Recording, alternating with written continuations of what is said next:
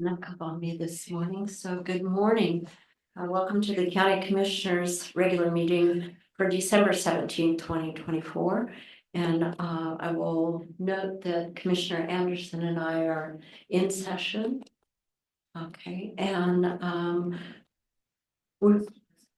Dan Christopher is absent today, and we'll start with the Pledge of Allegiance.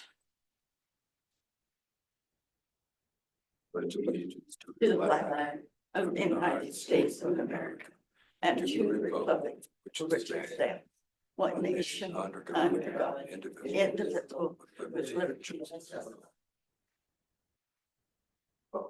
Thank you. Yeah. Sure. The clerk reminded me that we are having some technical problems and we do not have video today. So I think you can hear us and we can hear you, but we won't have video. Okay, Madam Chair, I would make a motion to approve the business agenda with one add-on being the resolution to set the public hearing for a 2024-4 supplemental budget under new business. and I'll step down in second. Any discussion? Hearing none, all those in favor? Aye. Aye. Motion passes. Madam Chair, I would make a motion to approve the meeting minutes from November 26, 2024. And I'll step down in second. All those in favor? Aye. Aye. Motion passes. Madam Chair, I would make a motion to approve the meeting minutes from December 3rd, 2024. And I'll step down in second. All those in favor? Aye. Aye. Motion passes. Madam Chair, I make a motion to approve the meeting minutes from December 9th, 2024. And I'll step down in second. All those in favor? Aye. Aye. Motion passes. So we're to that time of public comment, and if you're in the room, if you could raise your hand and come forward to the seat and use the microphone, let us know who you are.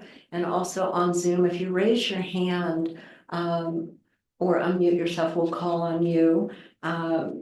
We do have some things in the afternoon, and please refrain from making any comment on the public hearing this afternoon. Those comments belong within that period, not in public comment. So anyone in the room? Lori Anderson, you were quick to the draw. Well, need to get back up. Okay, need to go to work. That's good. Yes. So I'm just here to give my annual report on the community meal site, also known as the soup kitchen. In October 22, the planning department started volunteering at the meal site. We prepare, serve, and of course, clean up and do dishes afterwards on the third Wednesday of each month. And we now have a couple of volunteers from Public Works and the personnel weed control helping us. And of course, we're always looking for additional volunteers. Since October 2022, we have served a total of 1,779 meals. And that's an average of 69 meals each time. And our biggest night was back in March when we served 91 meals. The meal site is ran by volunteers, various community groups, as well as you know now, sorry, just lost my pin cap, the planning department and other county employees. The meals are served every Tuesday through Thursday weekly, as well as the first and third Mondays of each month. The food is all donated, or funds are donated to get the food. And it's all served in to-go containers. And I just want to say I'm really proud of my coworkers and I for doing this. And no matter how challenging the day is in the planning department or anywhere, it's very humbling to go and serve. So if anyone wants to donate, anyone wants to help, certainly get a hold of me and we'll put you to work. Great, and it's get hold of Lori Anderson and at the planning department. Is that where you prefer they get hold of you? Or one way or another. Okay, they'll find you. I can be found. You're local. Yes. Thank you, Lori. So we'll do online. Roger Nichols, you're first in line on the row up there. Oh, thank you very much. And I'm sure this is premature, but I just have to keep on this issue, and that is if there's been any changes or developments having to do with the Dallasport water and the well at the airport. Thank you. Thank you. Oh, in the room, did you wish to come forward, please?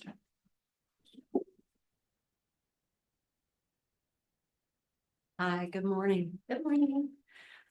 So I want to come in and introduce myself. I'm Megan Bagger. It's my husband, Justin.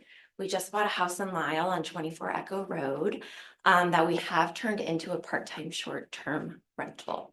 So I know that there has been some discussion in this meeting around our home. Unfortunately, we were not invited to be a part of any discussion. We were unaware a petition was going around. We were pretty much unaware of anything that was happening in our private home. So I did want to give some context, introduce ourselves. We do live in California, so we'll say the bad word out loud, but we are from the Northwest. So we moved to California about 3 years ago, but we were living full-time in Portland. We've been looking up in the gorge for about 10 years to find a house. I don't have to tell anyone in this room how expensive the gorge is getting. So even though we knew kind of quickly that we wouldn't be able to be up here full time, we wanted to make our dream of owning up here a reality. So what has happened since then has not been great. So we have neighbors. We're up in a rural area. We're in the high prairie. Only one full-time resident who lives behind us, ourselves, and then some people that own some property around on our road. So it's a private access road that we have shared responsibility for. So the very first renter that we had that I think was brought up in this meeting did not understand. It's hard when you're up there to understand where property lines are. So first renter unfortunately did go on private property. We reached out. I've included trying to pass out these letters to our neighbors so they understand what our rules are and how we're communicating to guests in our home. So we said, hey, I know it looks like it's public land, but everything is private up there. He said, you know what? It was just beautiful. I got distracted. I apologize. We haven't had an issue since. We've included pictures of where our property line is and make it very, very clear that it's private land up there and people need to stay within our property. We, in addition, have cameras coming in and out of our homes. We know who's there. So we know that there's probably no parties going on that we would ever be unaware of because we can see it on camera. We can see the amount of cars that are in our driveway. We can see the people coming in and out of the home. We have a max of 6 people being able to rent. So far, we've had a majority of families that have been up there. So it's been, someone was using, had their children up and they were going to the Christmas train. We had another family, it was her very first vacation with her newborn baby. She was up here for a wedding. We also had a gentleman stay that was working at the windmills because as we know, there's not a lot of lodging in Klickitat County. So some of the responses that have been happening, we've heard our neighbors saying that we're disruptive, loud music, all of these things. Unfortunately, that is not generating from our house, and we have a lot of documentation to prove that, including our cameras, but also things like. So sorry. Oh, I'm done. Okay. Well, And you did submit that to the Board of County Commissioners, so we do have it in a packet. perfect. I appreciate it. Yeah, Yeah. it was nice to meet you all. Nice We'll to be meet here. We live here. Okay. Thank you. Yeah. And we do respond from the commissioners after session, so if you want to stay. So online, Rick Isaacson, I assume? Yep, that's me. How you guys doing? Good. Yeah, good. Hello, this is Rick from Lisle. First, I wanted to state the reason why I have not called and scheduled a private meeting. With any of you guys sitting, the county commissioners, when the business of the people is conducted, it should be out in the open for all the voters and taxpayers to see and hear. The situation has been compounded exponentially every week that you do not have workshops on Thursdays. Now, I got a couple questions. Ms. Zoller, when the FBI came to Klickitat County, what was the purpose of their visit? A, who was being investigated? B, how many people were included in the FBI probe? C, what governmental entities were involved? And D, is the FBI investigation still underway? And second, to the Klickitat County taxpayers and voters, I wanted to alert everyone that your safety and security has been knowingly and willfully put at risk by seated county commissioners. The target underfunding of Klickitat County Sheriff's Office budget is now severely affecting response times for 911 calls. That's all I have for this week. You guys have a good week. Thanks. Thank you. Okay, back in the room. Anyone else this morning? Not seeing anyone? Pat's phone? Is that what that is? Good morning. Good. It's Katrina Howard Root. I'm at 570 Highway 141, White Salmon. And I come from 5 generations living in the Houston White Salmon area. This morning. I have a question first. So will we have time to speak about the James overlay at 2:00? And is it correct they get to speak? It's a public meeting. Can they make comment about that today? Okay, perfect. That was my question. Oh, And just a second. And Harry. Unless there's substantial changes that you want to make to hold your own public hearing, that's when you would take on. Right. So in the beginning, we noted that during public comment, we cannot take comment about the afternoon meetings and hearings that are in regard to projects. We can't take public comment for a hearing that is proposed. Okay, If they want to talk about the hearing, we can't use that for deliberation and determination. okay, Because of how it works, but it's their time to speak, so I give her the rest of her time. okay, And we should have made that very clear at the start. right. And I didn't understand the process of what we can take. We have two differences this morning. We have a meeting and we have a hearing, but you can speak about it in your public comment this morning in your 3 minutes, but we can't consider it part of the testimony for. And then the public hearing, you cannot speak about. And then the public hearing, which is, The public hearing is on franchise agreement. the public hearing is on the franchise agreement, so you cannot speak about that. But the public meeting is the James Dean overlay, and you can go ahead and speak about that, but we can't consider it as testimony. Is that? so can I clarify? So anything that I say this morning, you cannot use your deliberations later. Is that correct? Yes. Okay, all right. Thank you. Send my comments to the Board of County Commissioners. And then I would love to, one thing, I'd love to see it in the public notices. I'm sorry, you're going in and out. Oh, I'm sorry. Here, let me see if I can hold over here. Can you hear me now? Yes. Okay, I would love to see a change in the public notices. Currently, notices are sent to the Goldendale Sentinel, which is about 3,000 subscribers receiving it via Facebook and the paper. And so that leaves a fraction of the residents living in Klickitat County unaware of things. As a neighboring landowner who is directly impacted by a rezone application that we received notification 7 days after the deadline to appeal a SEPA review. And our neighbor who was also directly impacted received no notification at all. So I'm just putting that out there. I would love for you guys to review the public notification standard. Thank you so much. Thank you. Okay, back in the room. Mr. Wagner. Good morning. Greg Wagner. Cease. RCW 3655080 requires the commissioners to cause the auditor to record the franchise agreement. The auditor has not recorded any franchise agreements because the commissioners have failed to direct her to do so. When will you cause the auditor to record all the franchise agreements? RCW 3632-120 number 6 states the commissioners, your duties, have the care of the county property and management of county funds. Why have you allowed James Dean to use County Quarry 101 without the required lease agreement? He has not paid the lease fees for years and has been allowed to use the county quarry for his pecuniary profits in violation of County Code 19.02040. He has violated the allowed permitted use in the lease agreement by digging a sediment pit in the county quarry property. Why has he been allowed to violate this? If he doesn't have a lease agreement, why hasn't he been evicted from our property? Why does he continue to get to use our property violating the conditions of his conditional use permit? I'd like to know, in an email here between Hunter and Cannell, they talk about the modified Cypress Creek franchise agreement.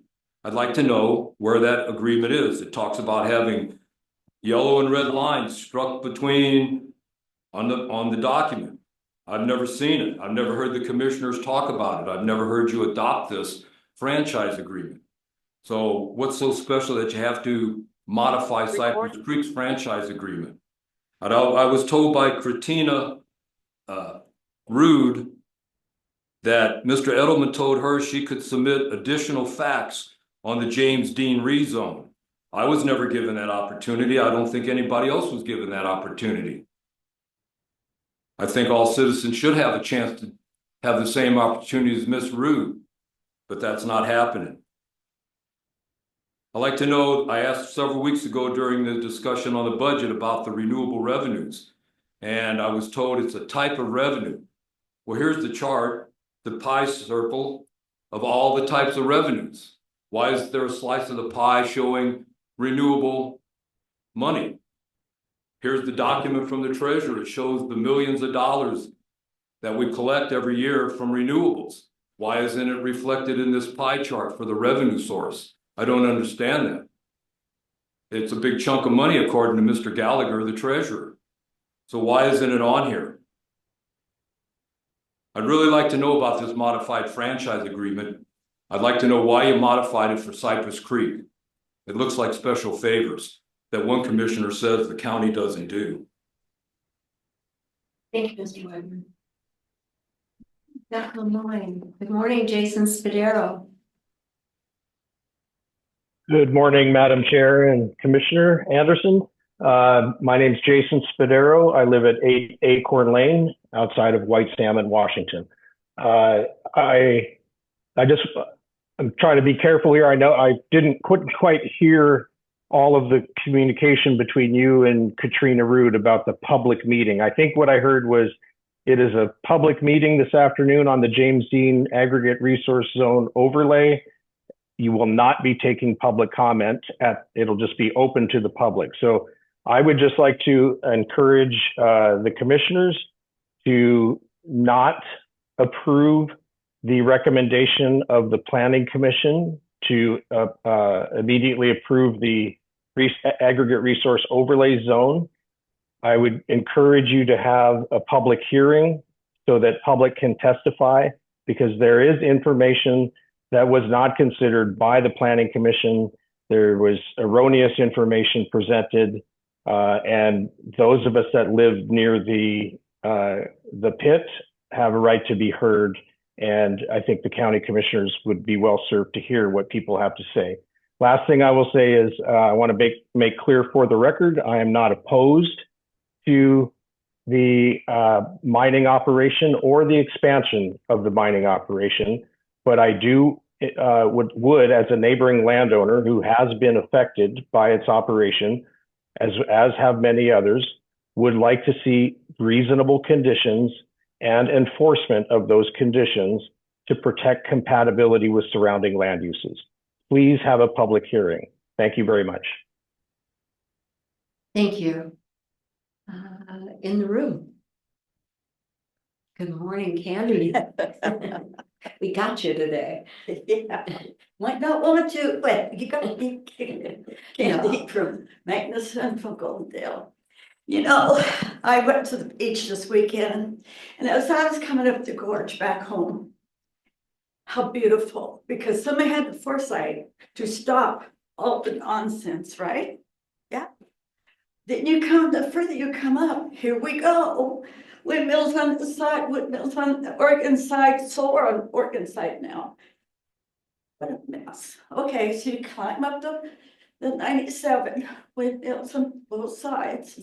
You come up to the top, and here's this beautiful valley, okay? Do you remember ever having a puppy that pooped on your brand new rug? Well, how pissed you were? Well, guess what? The maker up there is going to be pissed when we poop on this land, okay? So keep that thought in your mind. We're going to be judged for that. Thank you, Candy.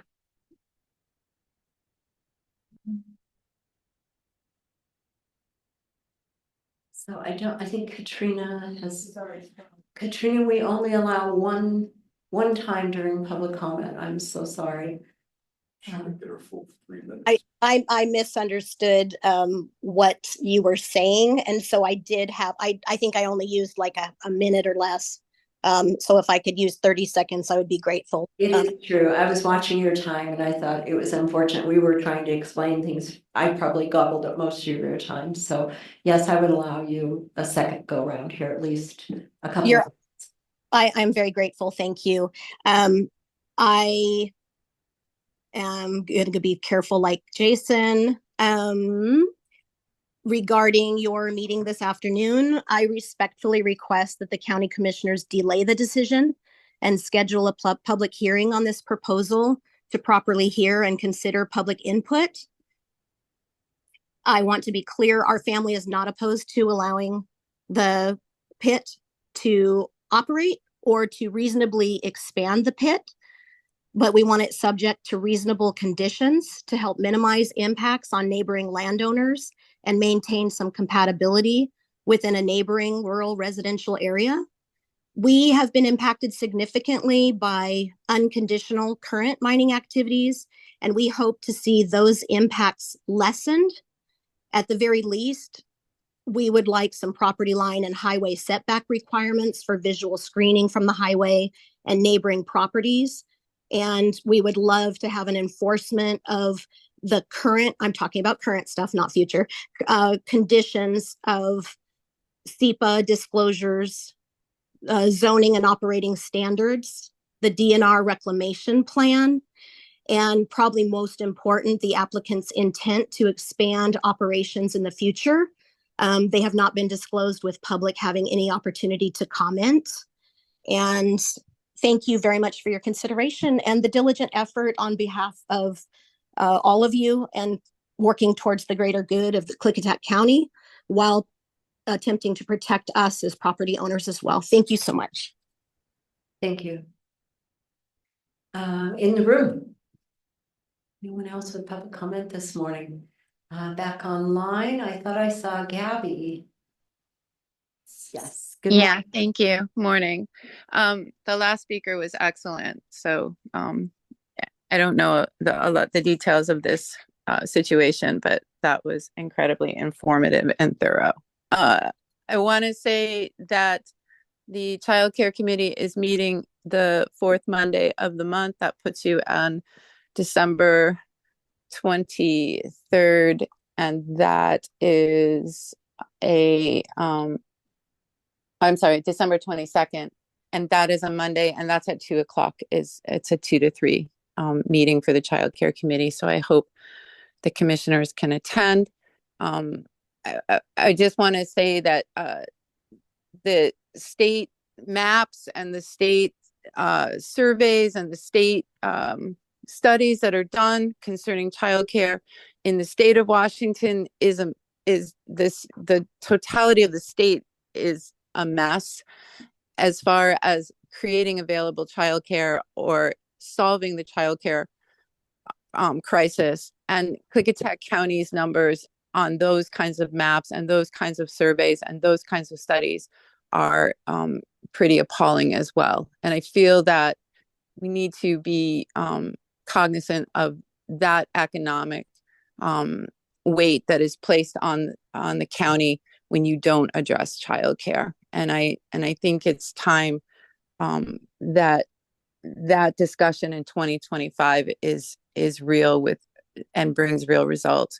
I have a Zoom meeting tonight with the transitional team for the governor of the state of Washington concerning childcare, and that meeting will be on Zoom this evening. And I intend to talk about the childcare deserts in rural communities and what the stats look like across the state. And I will also drive home the commentary from the commissioners concerning regulations on childcare and how that drives the numbers down. But the reality is that elected officials in every level of government, from local to state to federal, are not addressing a childcare crisis and not seeing how this affects an economy in the way that if you did address childcare, you could alleviate that. And you can also bring in those numbers of your budget that you're concerned about concerning property taxes and concerning sales tax and how you generate your general fund. So I look forward to more fruitful discussions about how we're addressing this. So thank you so much for your time. And as far as the sheriff's department goes, he runs his department and he needs to address how he runs his department. And it's important for him to be responsible for that. Thank you so much. Thank you, Gabby. Good morning, Mr. Smith. You're not last. Not last, no.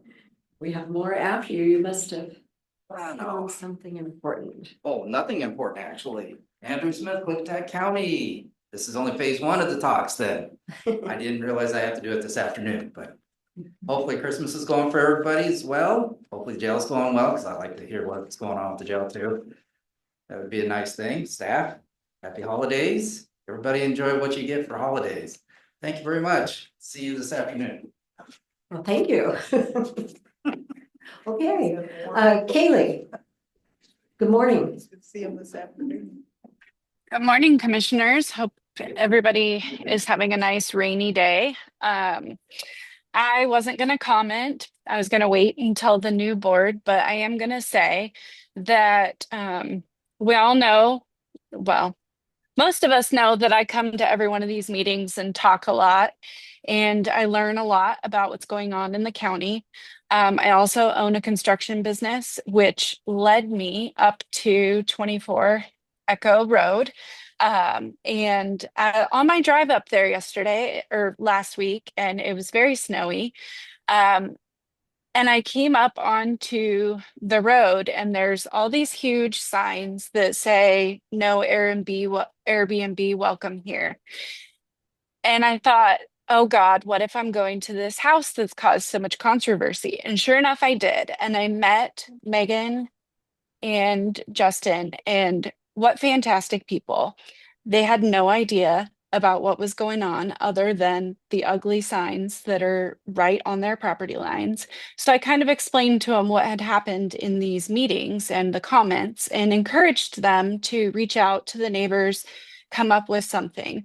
And we talked a lot about the short-term rentals and how there's not really a lot of regulation in the county, but it is something that hopefully one day will happen, and they're in full agreement of that. And I guess my point of my comment today is to, we're a small county, really big mileage wise, but for people, we're small and we need to talk to our neighbors. If there's something going on, just reach out to your neighbors and talk and see if you can come up with an agreement between the two of you before just blasting everywhere and making people look like horrible Californians when that might not actually be the case. I cannot wait until we have the new board and we can have some really good discussions around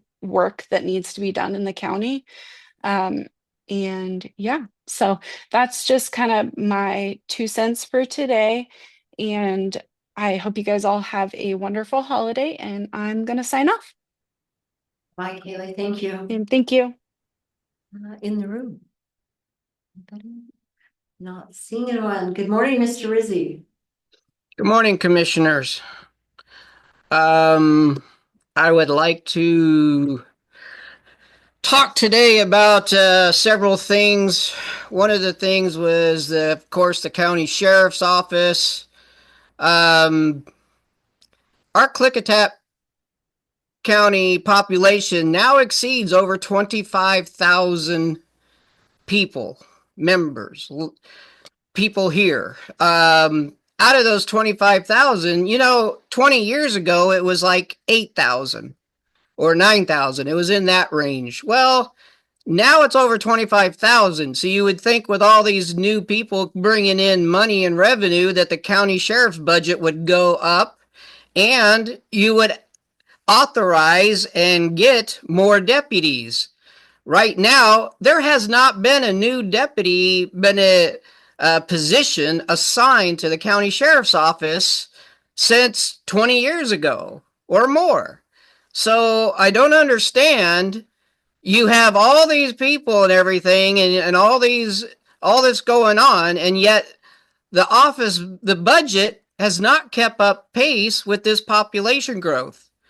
Not only that, but every year you come back and you ask for a cut. So I understand that it was a $20,000 ask to cut your budget, figure out where you can figure out where all that money is going to come out of when it should be growing. I mean, we have more people, we have more safety. This is safety of our people. Also, KCSO has not been given a base increase for fuel price increases. You did it for the roads, but you didn't do it for the safety of the people. The KCSO base budget falls behind every budget cycle as the CPI, the consumer price increase, outpaced the allotted dollars. So, I mean, you're not taking care of our safety. And that's just really, really sad. On top of that, there's a video on the sheriff's web page, I believe, that talks about the delayed response times to 911 calls. Well, again, that comes down to funding that you guys keep cutting. So now when you call 911, there is a delay, and it's not due to the 911 dispatch officers or the deputies. It has to do with people in your positions not allocating more money to our safety. So it's just a really sad thing that's going on. And motion detected at your back door. And you can also talk about the fact that, the prices have all gone up. Thank you very much. Thank you.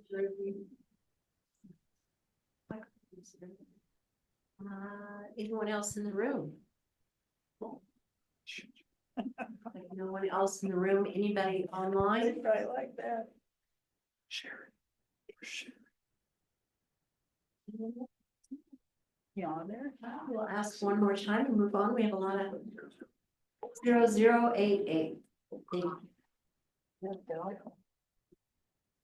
Yeah, Delmer Elder, Goldendale. I'm just really curious. You guys keep drawing money out of the reserve account to level off the budget and for whatever else you need it. But what is it that you're going to do to build that reserve account back up, or are you just going to completely deplete it? That's all I got for today. Thanks. Thank you.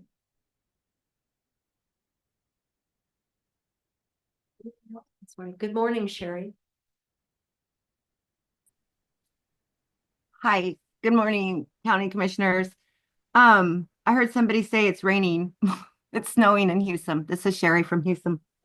And as we go into the new year and with new commissioners and the talk that's been, saying that the people have been rude or mean or whatever we are, I hope that we can bring peace into the new year, because as I did not I didn't really watch anything government because I was just merrily going along my life, raising children, whatever. And I got involved watching over Under Canvas, and I didn't understand government processes and regulations, and we don't have to talk about Under Canvas because I'm just going to be told, well, yeah, the people fought against it. We spent our own money. We lost. Goodbye. Under Canvas is going in. And by the way, taxpayers, you will be improving Oak Ridge Road because of the new entity going in. So for those who wanted their road repaired, this new entity that was allowed in, according to the court systems, not our county, but our county could have said no at the beginning. They could have. It's a death trap, and it's unfortunate. But I suggest we continue to let the people speak, even though you feel it's kind of mean. I hear the people that live around that mine. it's a residential area. Let's not hurt them. You know, if we're really doing this for the public welfare, health and safety and all those other jazzy things we do for the people, let's really obey it. Let's really do it, you know? So it takes the people, you know, your government entity, ask us, come talk to us, you know, tell us what you think. You'll bring us projects. You'll be like, hey, there's a project that wants to go in and you can voice your comments and we're going to listen to you. And so I hope that can really continue for local projects, because local projects can hurt residential people that are already there if not really looked at. Let's just put it that way. I know there was a court thing with under canvas, we lost, goodbye. But that we really look at what's happening. And with the James Dean overlay, I live here in Houston and I pass it. I also go to Trout Lake frequently, more often than anywhere down south, but I go, and James Dean has an operation up there. So there is rock, a large amount of rock being mined 15, 20 miles up the road from his quarry on down there. So to say that it's in the public's interest that he continue to mine that whole hillside or whatever, because you need rock, it's public interest that you need rock. There's rock coming out from Trout Lake, a lot of rock currently happening. So let's just move forward and understand the people created government so we could have our inalienable rights protected and that we should be voiced in. And if you consider cutting off public comment, that would be very sad, because the people should be governing our government. So hopefully we'll have a good new year. And I consider the people on projects from now on, please. Thank you. Thank you, Sherry. Try online again. Anyone else? Please raise your hand or unmute, or we will move to commissioner comment. You have a busy day. No one? Okay, we will close public comment and move to commissioner comment. Anderson, are you still there? Okay, so let's see, where should I start? I want to combine a few of these because we have similar interests. First of all, Mr. Nichols, the Dallasport Water District, I believe you're making reference to the response from the FAA.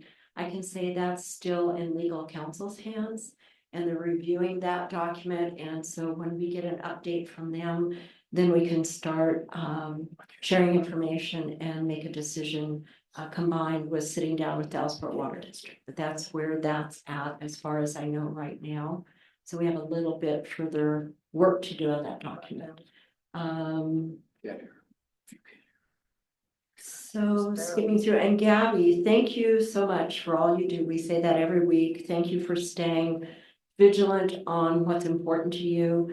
And I congratulate you for working so hard and getting to the level where you're at. You're now speaking to the state and you're taking your issues to the state, which helps us a lot. We're kind of at the bottom of the food chain. So moving through projects and processes and money and law, a lot of times it all gets done before it gets to us. So thank you for working on that. And thank you for announcing that childcare meeting on the 22nd from 2 to 3. I appreciate you getting that online. Mr. Eldred, I won't expand on your question. I think you'd be better served by asking direct numbers and direct questions from our financial staff or the auditor. They can give you actual pinpoint information on what you were asking down to the dollar. So I think that will help you. Mr. Rizzi, you know, we've gone over and over many times, even with the financial people in the room. We have never defunded the sheriff. In fact, we've added to his budget, and the financial people have those numbers for you if you'd like to have them. They're actually printed as well. The sheriff is elected by the people, and as that, like any other elected, the auditor, the treasurer, everyone else, they have to build their own budget. They have to come in before the commissioners, present the budget that they think fits their needs, and ask the commissioners to authorize that, which they have done. And with the sheriff, with losses or financial holes sometimes, he has came back to the commissioners, and time after time, we've given supplementals to fill those holes over the years. So that's just not true that we have ever defunded the sheriff. We do take public safety. You can see by the graph of where the money from the county is allotted. Public safety has the biggest chunk coming out of the budget. So we do take public safety seriously. We're always glad to sit down and talk about anything that's needed and add to that if we need to. It isn't up to us to ask for deputies. That's built into his budget. Those are things that he needs and that he plans, that he allots or charts for. That's his elected position. So if you have those conversations and questions, you should sit back down with Sheriff Songer probably and say, if you had a hole, how can we improve this? What can we do to help you? How do we help you plan for your future?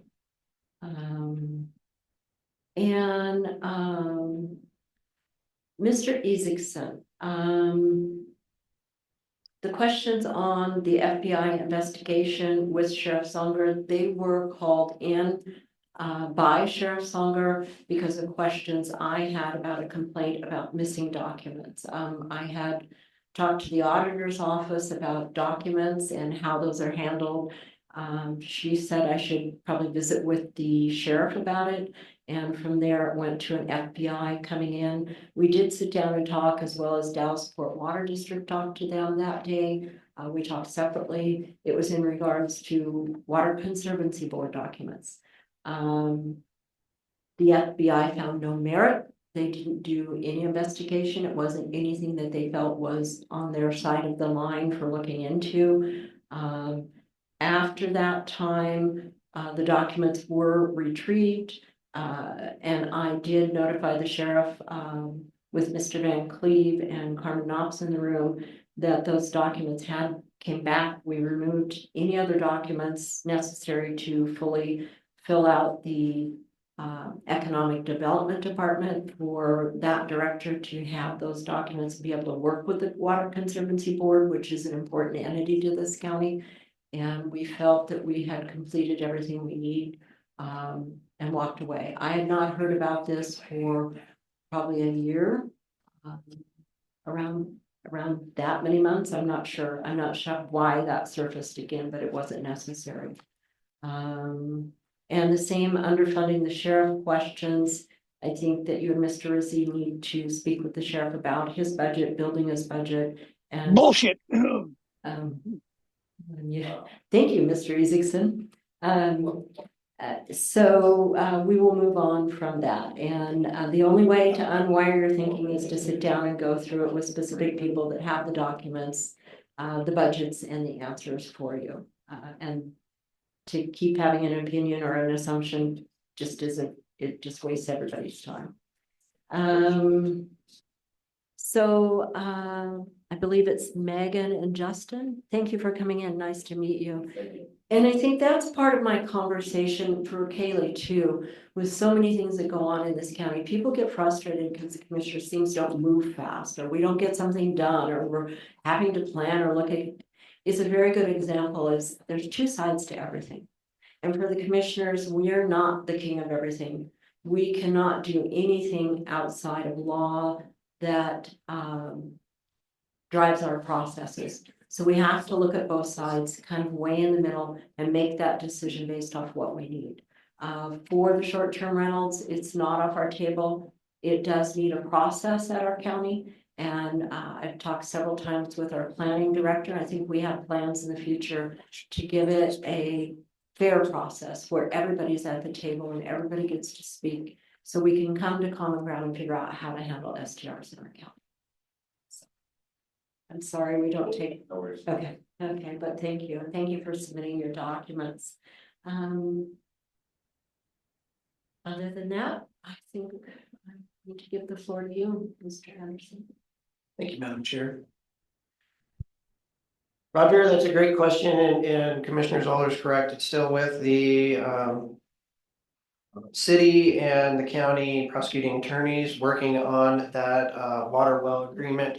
I was hoping to have an update before the end of the year, either an executive session or open session. We'll see where that goes.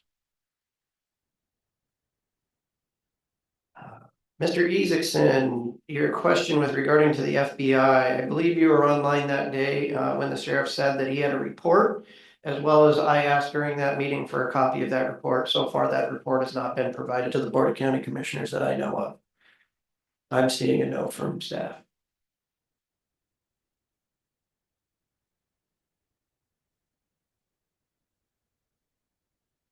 I am sorry, but I cannot comment right now on anything with regards to the franchise agreement or the James Dean construction that will be coming up later. I will just let everyone know I've reviewed all of your emails and documents, even the stuff that was sent that we're not allowed to use in making a decision, but I have reviewed that.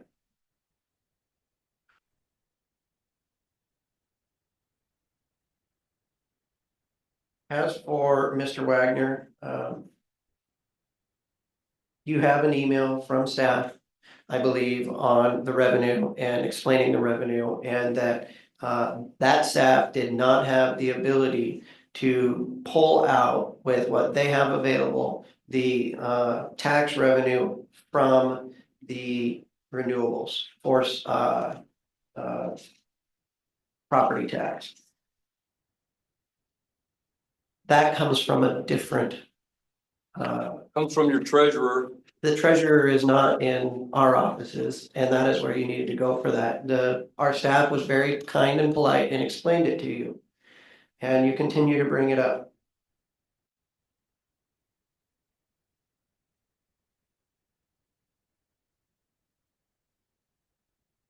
Trying to piece these all together.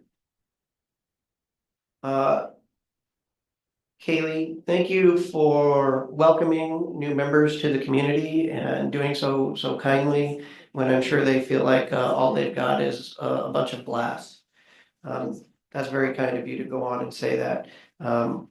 Megan, if you wouldn't mind waiting a few minutes, I believe the planning director will give us an update on where STR stand legally. Again, he does that, it seems like every few weeks, but I hope that he'll give it one more good shot so that people will understand. With that, I can say that an STR ordinance is something that I've always been in favor of, and I hope that it gets implemented in the new year.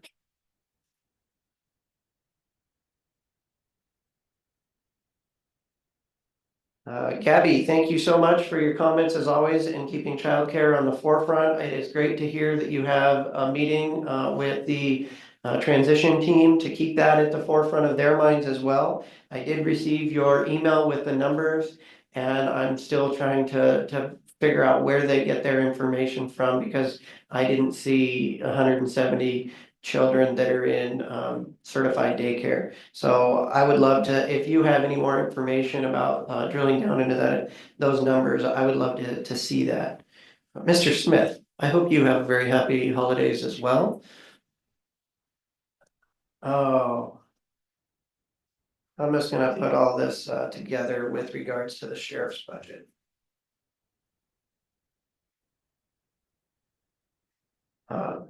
Before Commissioner Zoller was on the Board of County Commissioners, we actually did do a reduction in the sheriff's budget. We actually did a reduction across the board equally amongst everyone. And that was prior to us raising the sales tax 0.5%. And the reason that we had to do those reductions is because income is not keeping up with expenses. Flat across the board, that's the truth of it. Klickitat County has not pulled any of the levers that all the other counties in the state have pulled with regards to revenues. We are one of the lowest, if not the lowest, property tax county in the state, as well as sales tax. And we have done that by remaining fiscally frugal. If you would like to see more deputies, there's a way to do that. The only way that we're going to get there is likely through levies and increasing everybody's taxes. And I don't want to do that unilaterally. I think that needs to be something that is taken to the public and voted upon by the public.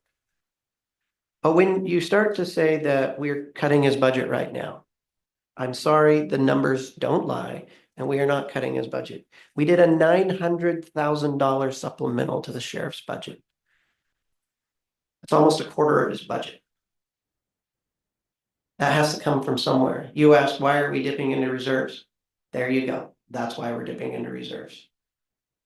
Our 2025 budget, we have dipping into reserves, the cumulative reserve fund, for one other reason, and that is because we have an unfunded mandate on the coroner position. We're trying to get the funds from the state to cover that, so that we don't have to pull that from reserves in the end. I've been talking for 4 years that we are coming up to a very difficult financial and fiscal time for Klickitat County. I've been open with it every budget cycle, as well as every meeting that somebody wants to talk about numbers, because we have our budget and only a couple people comment every year on the budget. But it's the most important thing that we do. That's how we operate. If you want to see money siphoned to the sheriff's department, you need to come forward and tell me, where am I taking it from? Am I taking it from senior citizens? Are there grants that we're not going to be able to match that's going to have a huge impact on other departments? Where are we taking that money from? Because everything that the just sheriff uses is general fund dollars. When I came in and I first looked at the budget, we'd been in really good financial positions for a lot of years. And we squeezed on those budgets to make sure that everybody was using that money as efficiently as possible. Remember, we were in the midst of COVID. There was a lot of things going on at the time. Now you see more supplementals because we have got the budgets to the point where people are coming up against those because there's no fluff left. There's no cuts left. There's no way we can just go and say, oh, cut 5% of your budget. The only way we can cut 5% of budgets is by laying people off. And that has not been our goal. That has not been what we've done as a board, contrary to the public opinion and what people are talking about out there. We've had voluntary this year, voluntary from certain directors to take certain positions back to halftime. So we are making changes, but those are in job positions that nobody's currently sitting in. And we're going to have to continue to make changes until the community wants to come together to raise taxes at some point, because there's no other options. It's not going to get prettier in the next few years. I'm sorry. With regards to saying that the sheriff doesn't have as many deputies as he did, the sheriff still has all of the same organizational charts and positions on his org chart. The sheriff is choosing to staff more administrative personnel than road deputies. That is his choice. As much as I may disagree with it, there's nothing I can do about it. I hope that the sheriff looks at his budget and looks at his personnel and looks at his overtime and makes good financial decisions with regards to his budget. But I can't do anything about it other than to give the final full number. And this is what you have to work within, stay within it. I've said that 2 years in a row, and he didn't stay within it. That's on the sheriff, not on the Board of County Commissioners. If the sheriff wants more staff, he needs to come forward with ideas on how we're going to raise revenues. Because what we say to every other elected and every department head is find your own money, bring your own money, because we're tapped out when it comes to the landfill. We're tapped out when it comes to tax revenues, sales tax revenues, and we know where we sit. And that's just the truth of the situation. Sherry, I've seen a lot of growth in you over the last 4 years in terms of your knowledge of county government, in terms of how you communicate, and you trying your best to be very positive and proactive and communicate in a very kind way. And I see that change and I respect that change. I just wanted you to know that, and I wish you peace in the new year as well.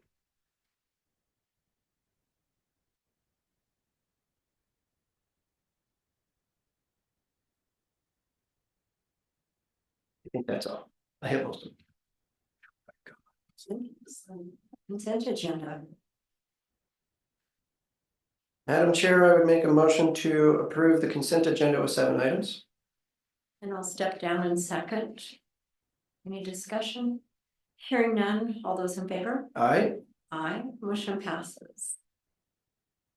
Madam Chair, I would make a motion to approve the payable warrants the accounts payable warrants in the amount of $642,824.43, and the payroll benefit warrants in the amount of $845,759.86 for the date ending December 16th, 2024. And I'll step down in second. All those in favor?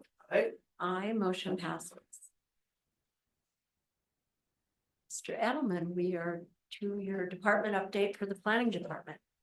Thank you for being here. It's my last report for Christmas. So I wish you a Merry Christmas. Apparently I'm here this morning to do a report on short-term rentals and where our department stands. I hope I don't bring it up every 2 weeks, but I do think it's important to address where we are from time to time, because we receive two types of comments in our department. One is complaints. And in general, I'd say those complaints are very legitimate, not speaking to whether or not the short-term rental itself is the issue. That's under investigation when they come up. But that these are things that are real, that people wouldn't want to deal with. Trespassing, dogs coming on the property, other things like that.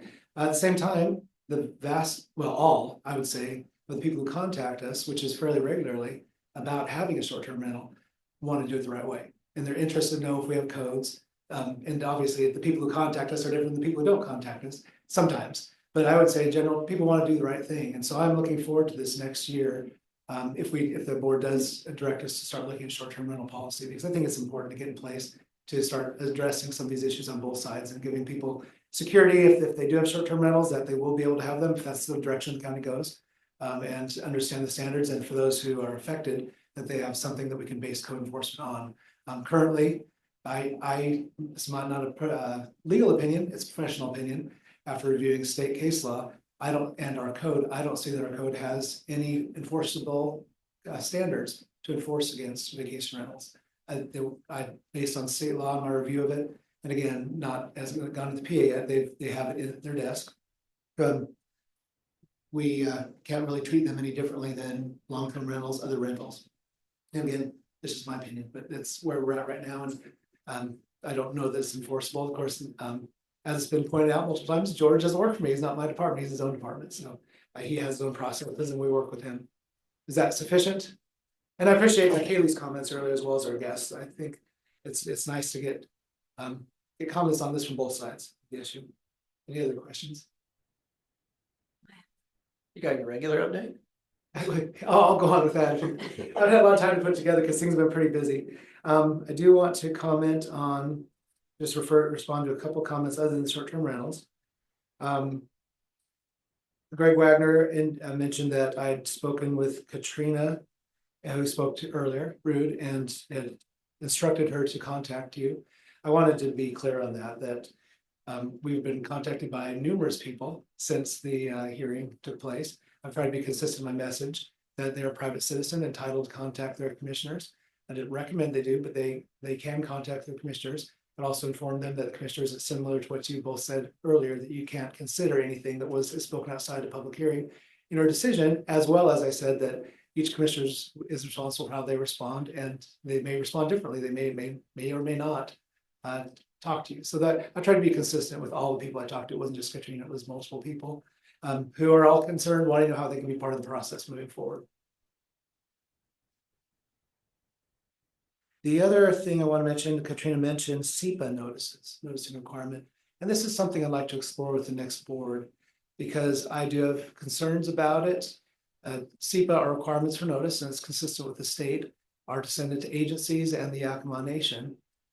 There's no requirements to send SEPA to neighboring property owners. And the volume of these we have to do makes sense, because if we sent them out for every short path plat, every boundary line adjustment, every single project that we have, it would add the time and potentially cost to the applicant, and just unneeded process and time by the county, when 1 in 20 of these might have an issue.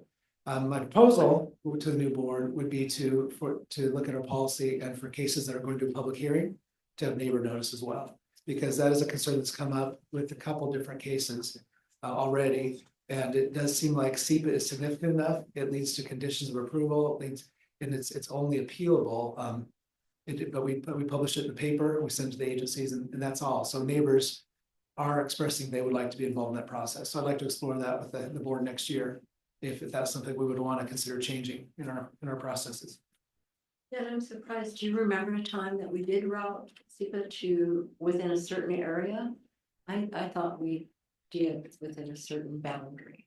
But that may have changed over the years. So you're required to write the CUP into that area, as well as special permits. You have to route to 300 feet.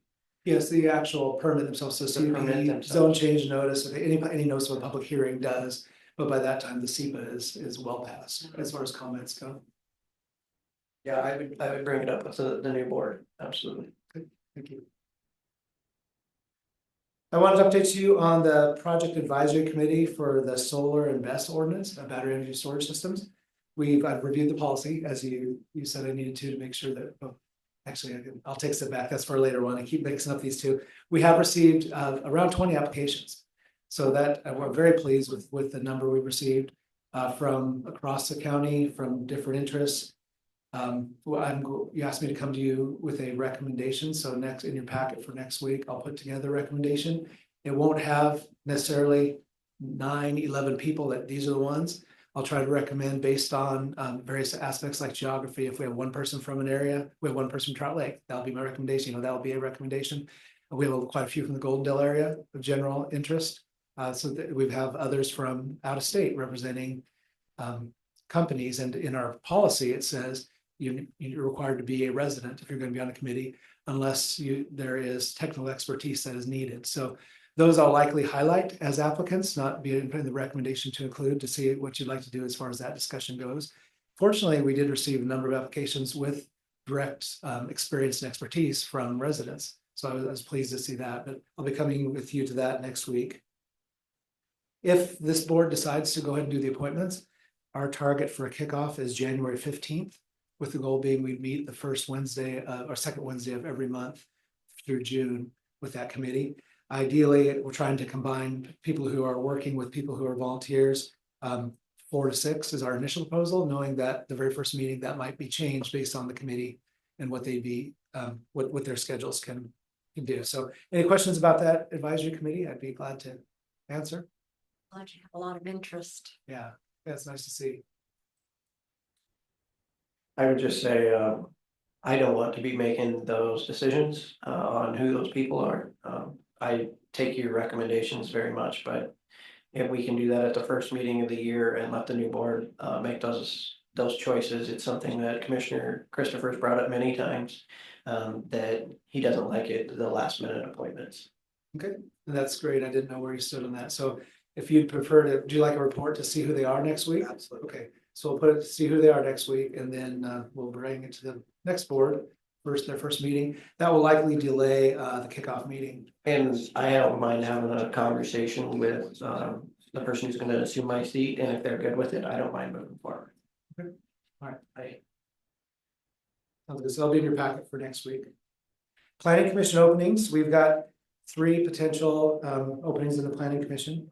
And this is where I researched the policy and I jumped ahead there. So we're required to advertise it for 21 days on our website, and notice not the newspaper, but the radio stations. That was on the radio this morning. We posted it yesterday on our website. And so the closing will be on January 6th for applicants. The positions open. District 2 has an open position. And District 1 and 3 have planning commissioners who have reapplied after their terms expired. So we'll be bringing those to you after. I'll probably bring them, they'll close on a Monday, so we'll probably bring them to you for discussion the very next day. I'll try to get, I won't have anything in your packet because we won't want to put application in your packet, some and not all of them if we do receive some last minute, but for discussion and then hopefully for appointments the following week, because we do have an important hearing coming up that we'll need to make sure we have a quorum for, and that is the day after, I think it's the 22nd or something. This is the day after Martin Luther King Day. It's a Tuesday. And that is on the updated FEMA maps and language that we're required by FEMA to adopt. Otherwise, we have the potential of losing our insurance for the county, individuals losing insurance if that is not adopted. There was a communication error in that they had been sending all information to former Demochi and other former staff members. And so we only found out, Lori and I only found out about this about a month and a half ago. So we're scrambling to try to get this done. The deadline for the board to adopt it is February 14th. So that's one reason it's pressing to make sure we get our appointments done promptly once we get through that 21-day notice period. Critical areas ordinance, the the planning commission met last night to go over early comments. The state comment deadline is a week from yesterday. And so we don't necessarily have all the comments, but we did get substantial comments from Department of Natural Resources and Fish and Wildlife. And especially Fish and Wildlife, they had quite a few. And they were online watching the hearing, the representatives who had met with a few weeks ago.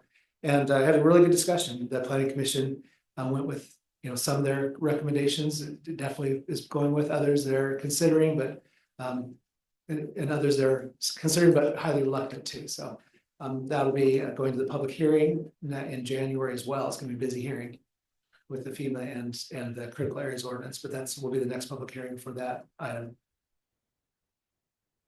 I think the last thing I wanted to mention was just I meant to be here for Rebecca's presentation to you on the final short plats prior to the freeze.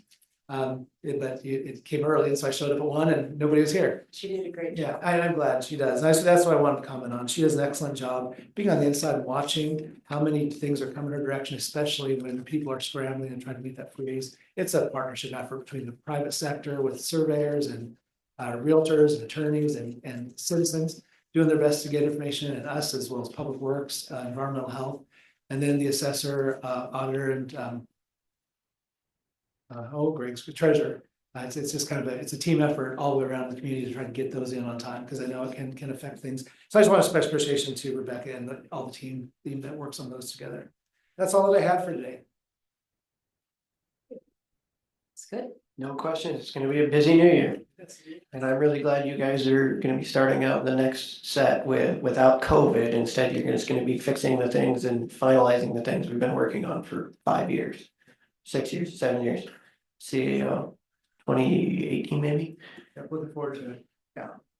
All right, thank you. Thank you. Okay. Thanks, sir. So we have Department of Corrections on our list, but I think they have something pressing. So they won't be with us this morning, actually. So we will move forward with Mr. Hunter on Public Works. Got already 8 into my time. Oh. Thank you. You'll just have to cut it. We'll be playing. Thanks. And no Seth this morning. No.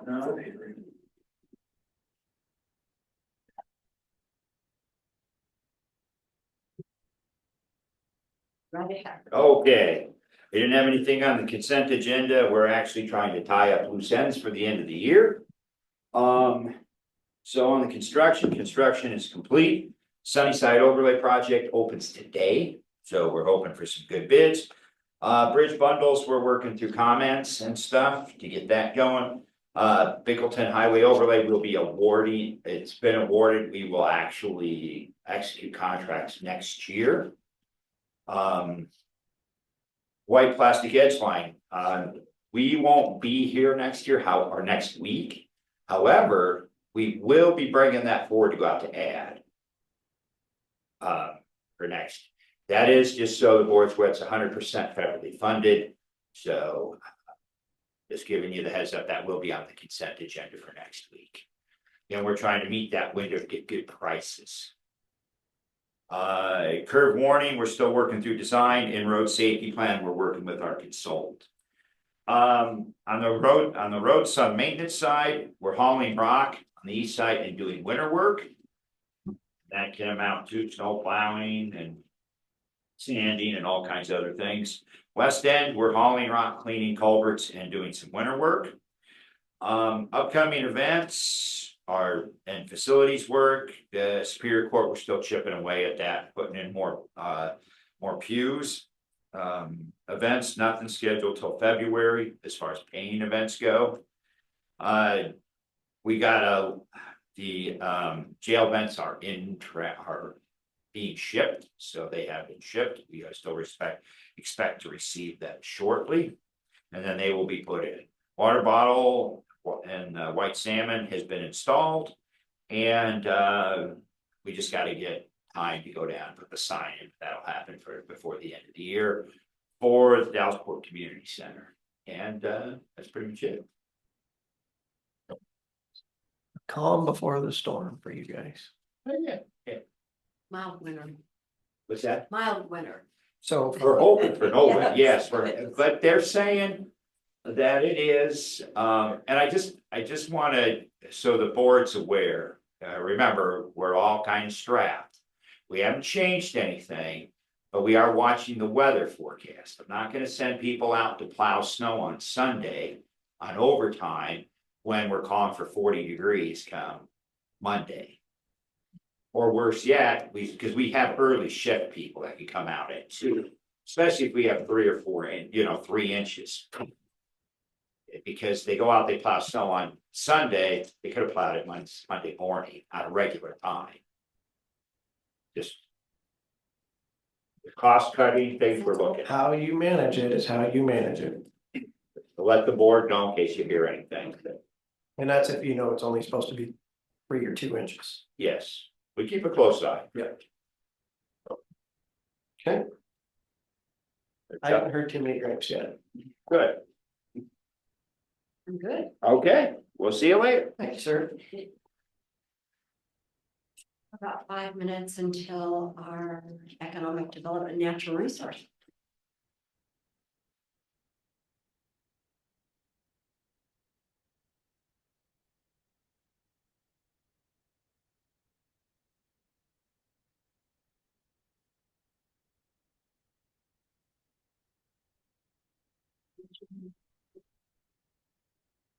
Down there? Yes, you have to send one out. See if he responds.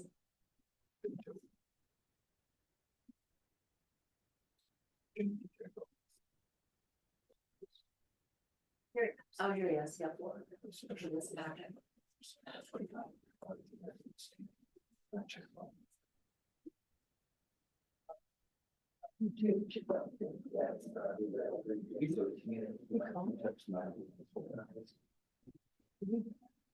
Good morning.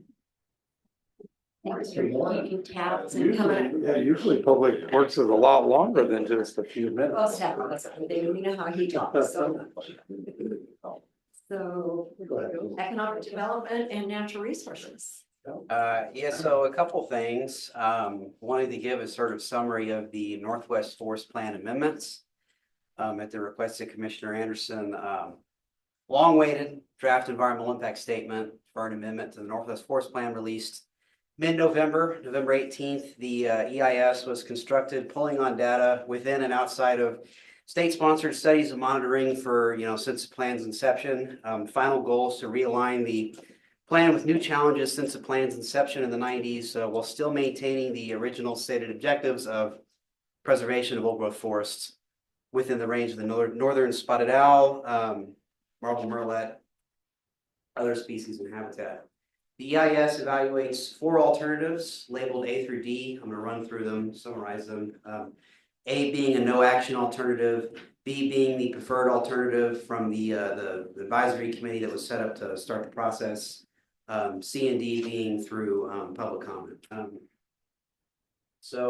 Each alternative focuses on changing the plan with specific emphasis on tribal inclusion. And this is rough, right? This is thousands of pages of documents, but tribal inclusion, fire resiliency, stewardship, management, and other facets like monitoring remaining relatively unchanged due to there already being a shift in focus in 2012 with the planning rule, which directed a more broad level focus on ecosystem study within the plan area in regards to monitoring and whatnot.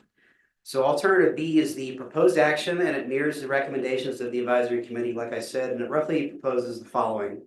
Increased tribal involvement and participation, which is similar to all the alternatives, but they just differ in their sort of scope. So increased tribal involvement and participation, including specifically unique to alternative B, enumerated objectives for what is quantified as tribal involvement.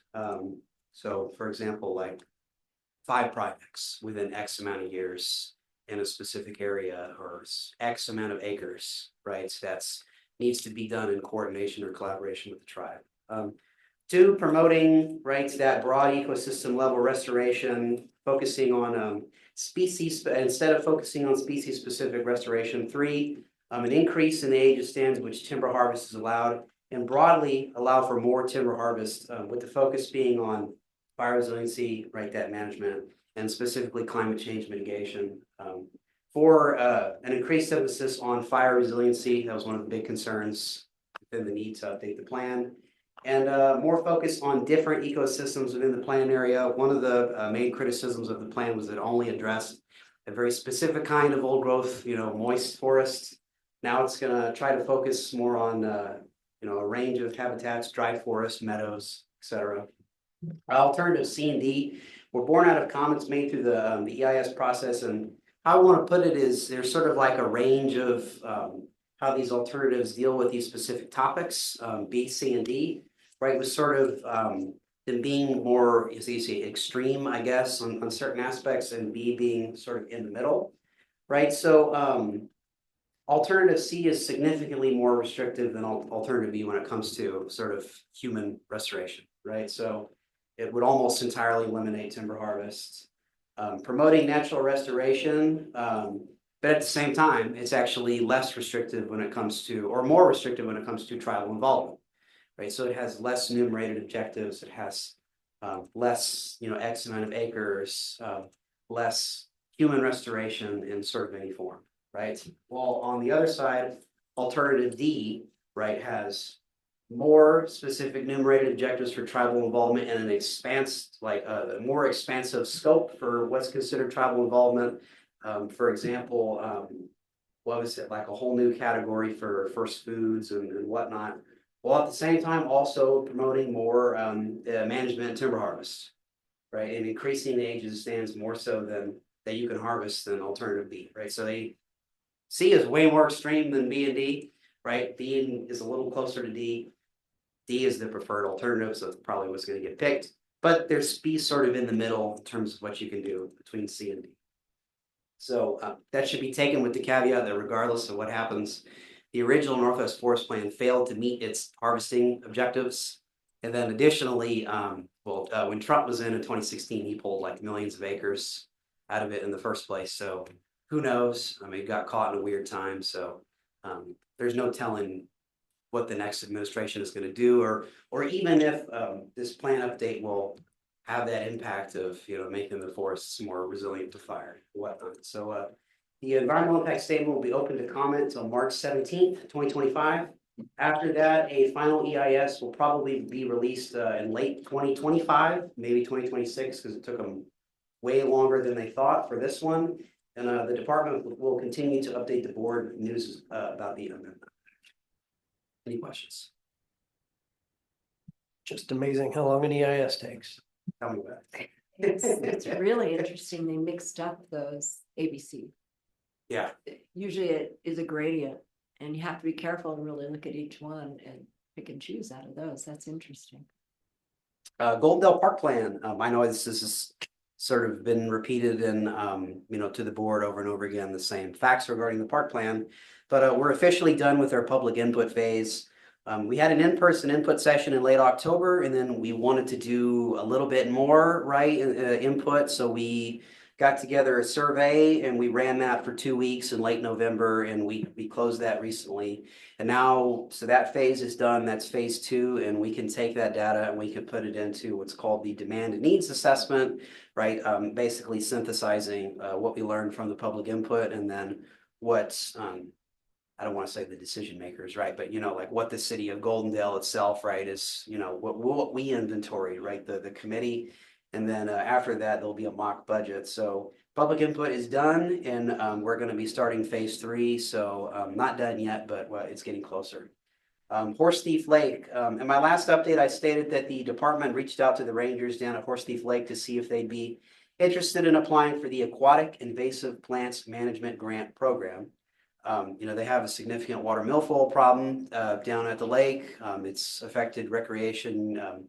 Motorized boating is, it's pretty hampered down there because of the weeds. They got approval from their commission, and we recently met with the rangers down at the lake to assist them with the application. It's due today, so hopefully they were able to get things put together and submitted.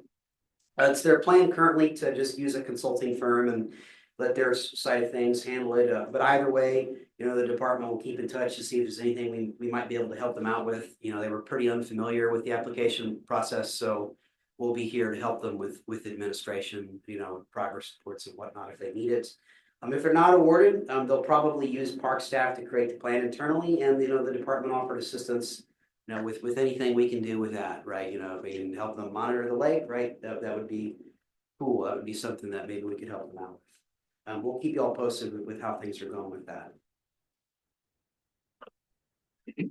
Last thing, this is an old project, but there's been recent movement on it. The Simcoe Mountains Draft Management Plan. Right, so WDFW recently issued a DNS, determination of non-significance, on their SEPA for the proposed Simcoe Mountain Management Plan as a part of the Simcoe Mountain Wildlife Area Unit. For reference, the Simcoe unit is one of 8 wildlife area units in the larger Klickitat Wildlife Area through WDFW. It's a 10,314 acre wildlife area of both forestland and rangeland that stretches from roughly the top of Rock Creek to Yakima Nation lands north of Box Springs Road. 2016, an MOU was signed between the conservation districts here in town and WDFW to facilitate stewardship of the lands in the units. Management according to the plan, right, about what you would expect, restoring forest land through management, managing grazing, recreation and infrastructure, cultural resources, of course, most notably, preserving and restoring habitat for state listed western gray squirrel, state priority habitat, Oregon white oak, and a host of other plants, animals, fish habitats of concern in the units. The comment period on the SEPA closes in a couple days, and after that, the final plan is expected to come out sometime in mid-2025, after which it will be incorporated into the larger Klickitat Wildlife Area Management Plan. And we'll continue to keep an eye on it and see how the final plan goes. Any questions? Just that another thing that started in 2016 that's still not done. When DNR got the land up in near track D for a community forest, we did the exact same plan, the county working with DNR and the tribe, and it took us less than 1 year. Great job on your part transitioning into this job and all the new things we've thrown at you. Thank you. You're doing good. Hey, economic development. Good morning. So Lodging Tax Committee, they met back on October 30th, where the budget was discussed. The application was updated and the time frame for application deadlines was set, and the next meetings were arranged. The fiscal year 2025 lodging tax budget is $135,000, which will be about the same as it was last year for the applicants. The applications were due December 2nd. We received 7 in total, and our next meeting is tomorrow at noon. We'll be hearing presentations from the applicants and allocating potential award monies. Affordable housing, we are drafting a resolution to appoint the new members to the advisory board and plan to meet for the first time in early 2025. ADO grant writer program, the Department of Commerce reached out to us in early November to discuss an amended budget. They're trying to award every single applicant, and so our budget went from $45,000 down to $31,800, and we're working on contacts with the Department of Commerce, MCHED, and the Mount Adams Institute. City engagement, we met with the City of Goldendale and the tenants at the incubator space to discuss upgrades to the ventilation system, driveway, and a few other improvements. And that's something that they're going to be putting on the infrastructure project list, which we have been working with all 3 cities, the port districts, hospital, airports, and other entities to update that for 2025.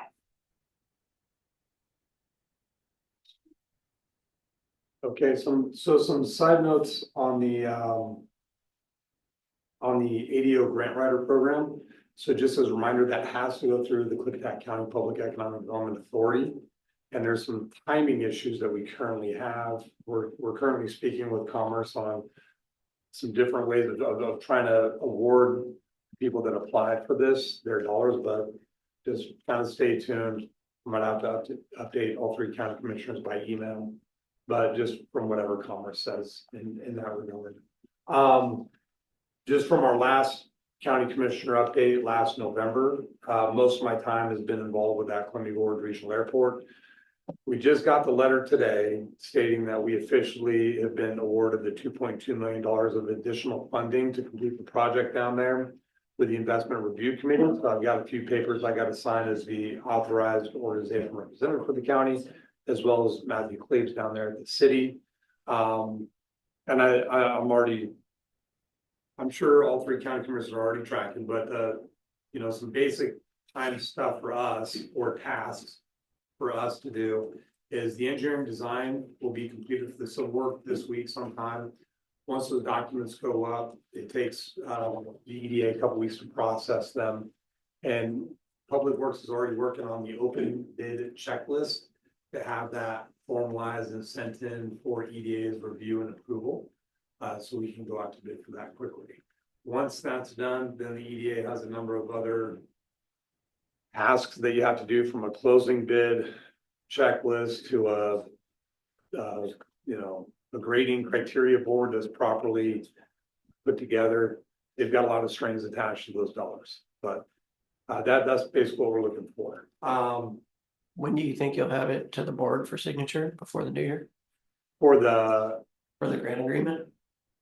So this would be, I would just be the one signing it as the AOR. And so they call it the CD 451 application for financial assistance. We already submitted one for the county commissioners with the original. And so this one would just be a continuation. So, and they have to have this in allocated basically by the end of this week. That's why I thought it would be, usually there's an agreement with us that we have to sign for the authorization of a $2.2 million grant. I know we wouldn't be the only ones, the city would be the main signer, but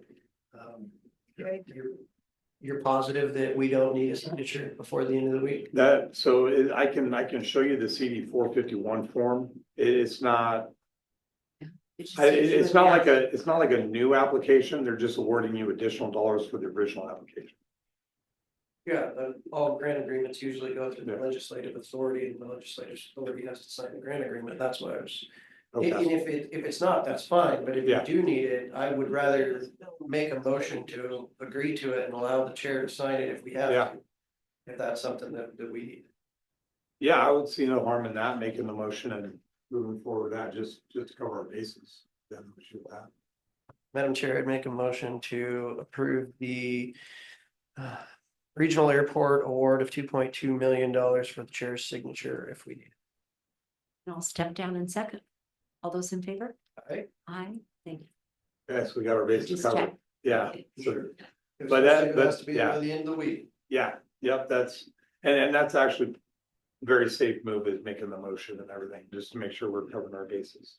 But as I look at the CD 451, they already pre-filled it out with me and Matthew's information on there. So, in addition to that, we're going to discuss this tomorrow for the Lodging Tax Advisory Committee. Our current cash balance is $131,000 within that fund. So we went from 150 budgeted this year. I took out 15,000, just said we're not paying staff wages or anything, and we're gonna cancel some of the print media contracts that we had. So that brought it down to 135. And so we're about 131 right now. So we'll see where we're at the end of Christmas, but we're right at where we said we should be at when we came up with the budget this last summer. So, About the same as last year, correct? yeah, and for the applicants, nothing changes. They're still at 135. I just took out the county's piece of it. And historically, the county didn't charge like staff wages to it. That didn't start occurring until like 2017, 2018. So, but for the sake of the applicants, we just took out all the wages and stuff. So usually the applicants, they get the grant agreement in place, but it takes them over the year to spend it. And while we go through that year, you'll also still be getting more funds. So you shouldn't have any concerns about being a negative balance. No, yeah, I've got no concerns about being negative at all. Because you're absolutely right. We're gonna be getting additional funds like January, February, that's gonna assist with cash flow. I'm just letting you all know that we're pretty much right on the button. So, and outside of that, I've got nothing else. So, but one last thing, because I know this is my last update for both, Commissioner Dan Christopher and Commissioner Jacob Anderson. I just want to say thank you for your guys' support for me in the new director position here over this last year and a half. I greatly appreciate it. So thank you. Thank you, Chelsea. I have other questions. If you see you tomorrow. Oh, he's up. Here.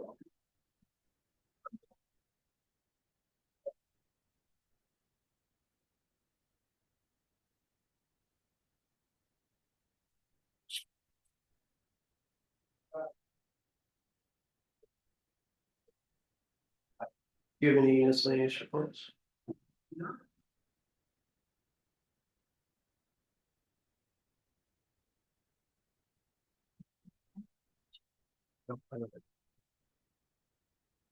Madam Chair, I would make a motion that we adjourn or recess, sorry, fighting a cold, through 1 o'clock for the lunch hour for the bid openings.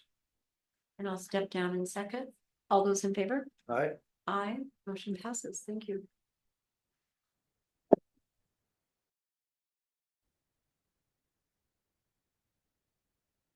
Good afternoon. Welcome back to the Klickitat County Commissioners' regular meeting for December 17th, 2024. And we're going to start with a bid opening for Sunnyside Road overlay.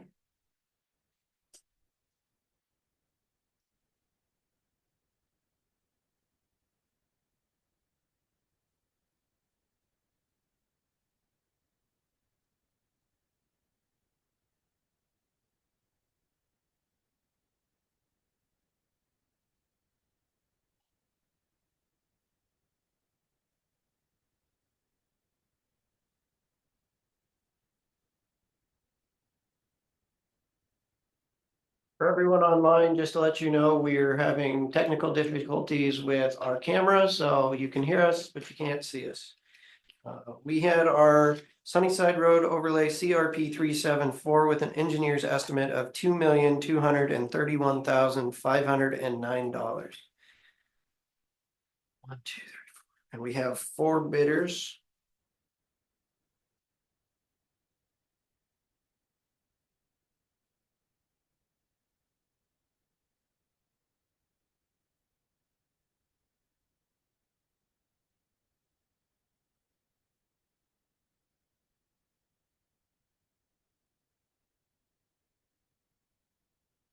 First bid is from Central Washington Asphalt Incorporated out of Moses Lake, Washington.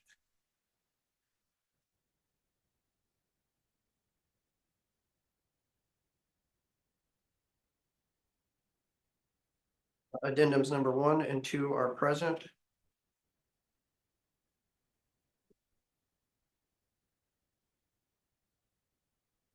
The bid bond is present. And we have a total bid of $2,546,000.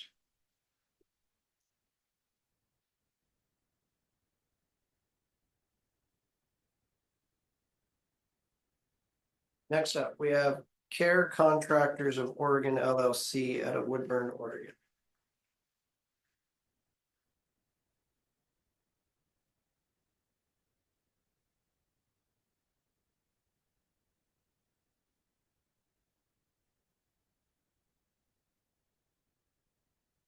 Addendums number 1 and 2 are verified. Bid bond is present.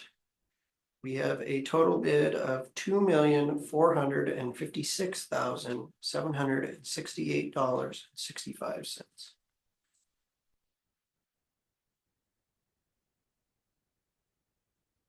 Next up, we have a bid from Granite Construction Company out of Vancouver, Washington.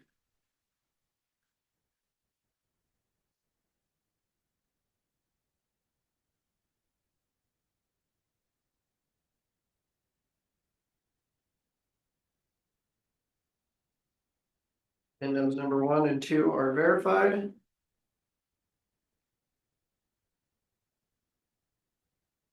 Bid bond is present. Total bid of $2,697,158.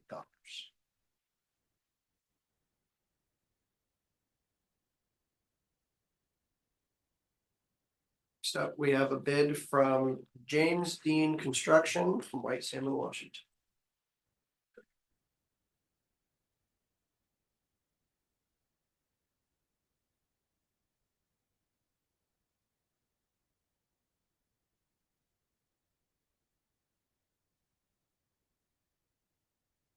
Addendums number 1 and 2 are verified. Bid bond is present. We have a total bid of $2,392,756.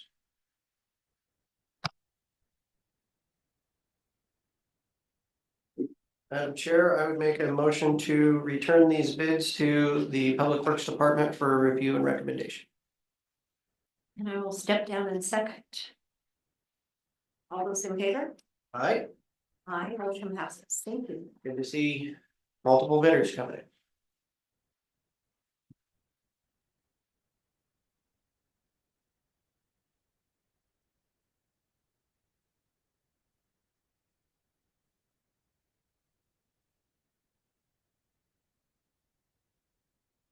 We have,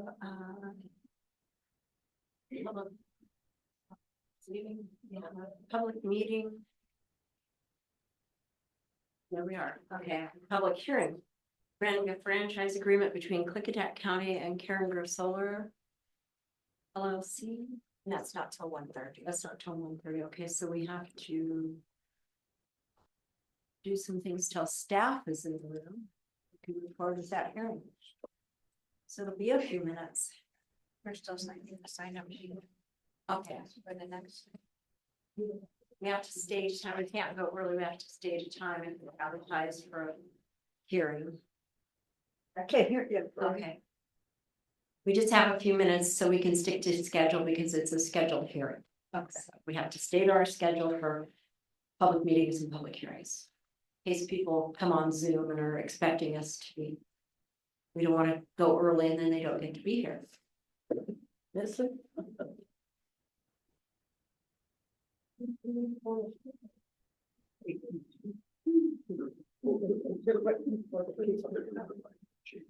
Yeah. That's what she was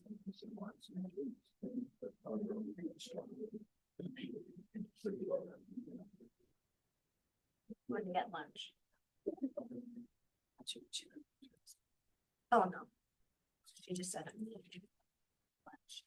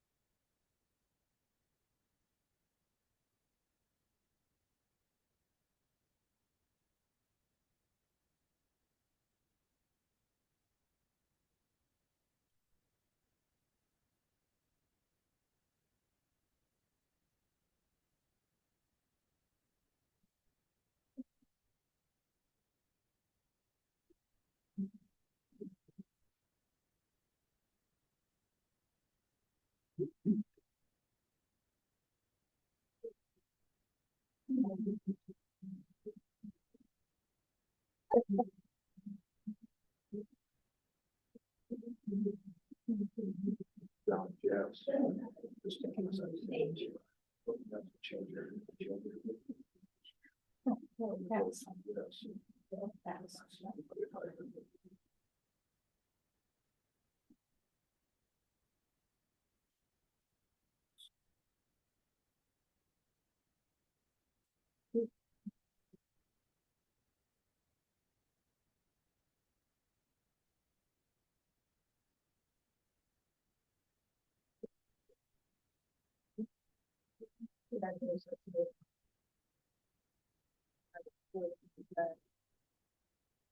you. Yeah. Can I change mine to a yes? Yeah. JC, I need to read part of this and it doesn't get it all. Very windy today. Well, it happens. But I thought, thank you for the gift.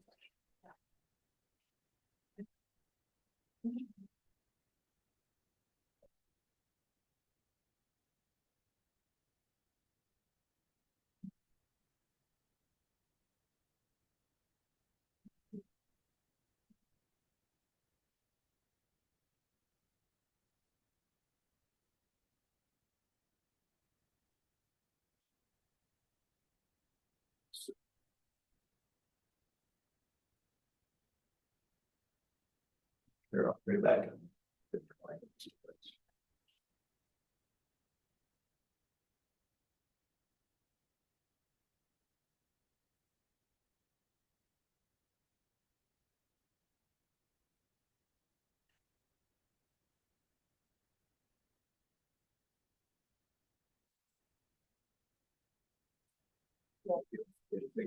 Right, right. Get used to it. Okay.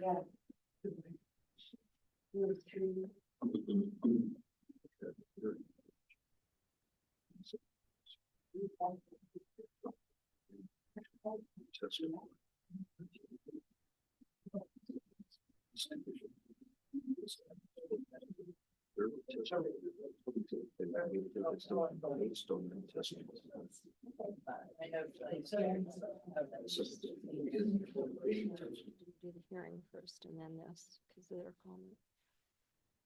Who knew? Chatty little folks.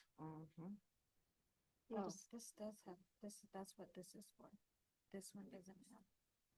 This one has no public comment. Right. Oh, That violates the law. You can't say anything else. Nobody can, right? We sat up here today and said, oh yeah, I told her to do that, but you commissioners, you can just ignore it, you know. Not changing. How does he know that? They read it out, they know it doesn't change their opinion. We should have said, send it directly to. He should have never told him that.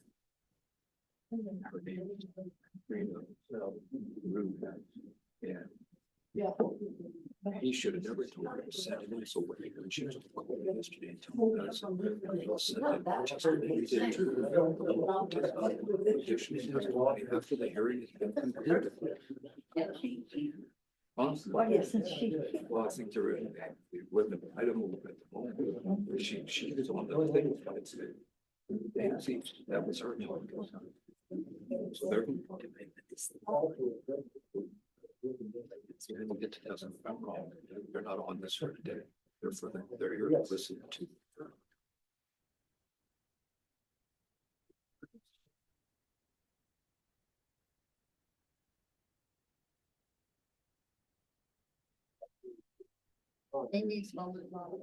Yeah, but they won't come in person.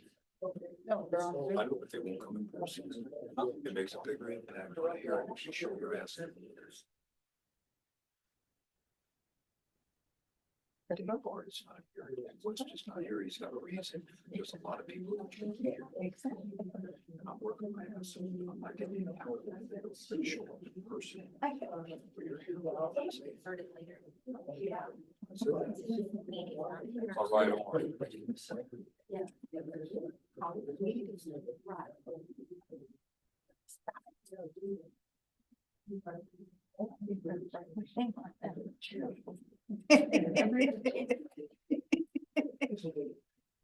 Stereo stooges.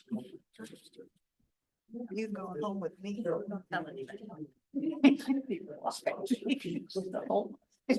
Give me your truck keys.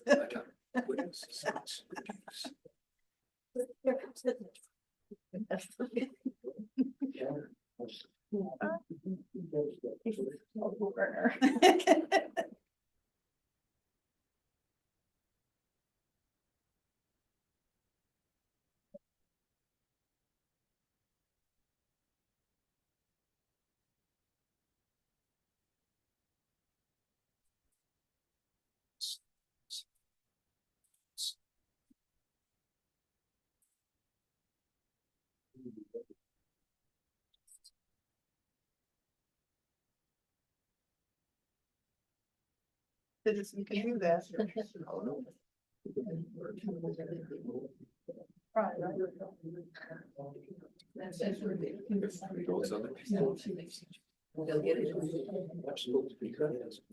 It just like what they think somebody else knows, just like Scott. It's not fair. Yeah. The wording in the code for James Dean hearing. Planning director changed 3 words to the code for the James Dean reason, which changed the whole meaning of the code. He does not have that authority. Never can change the code after a public hearing and everything else. I called him out and he said, well, I was just trying to explain what overlay is. But the 3 words.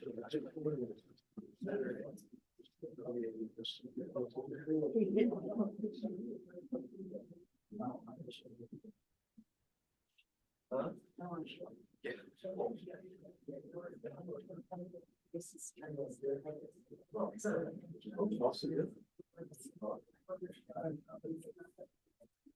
You'll be able to hear what they're saying. Public meeting, it's not been reset. Can't hear you. They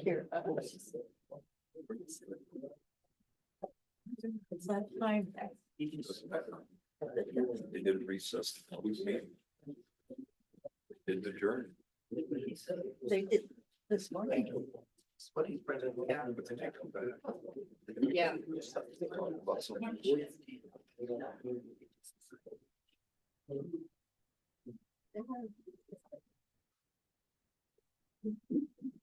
See, this is all public meeting still.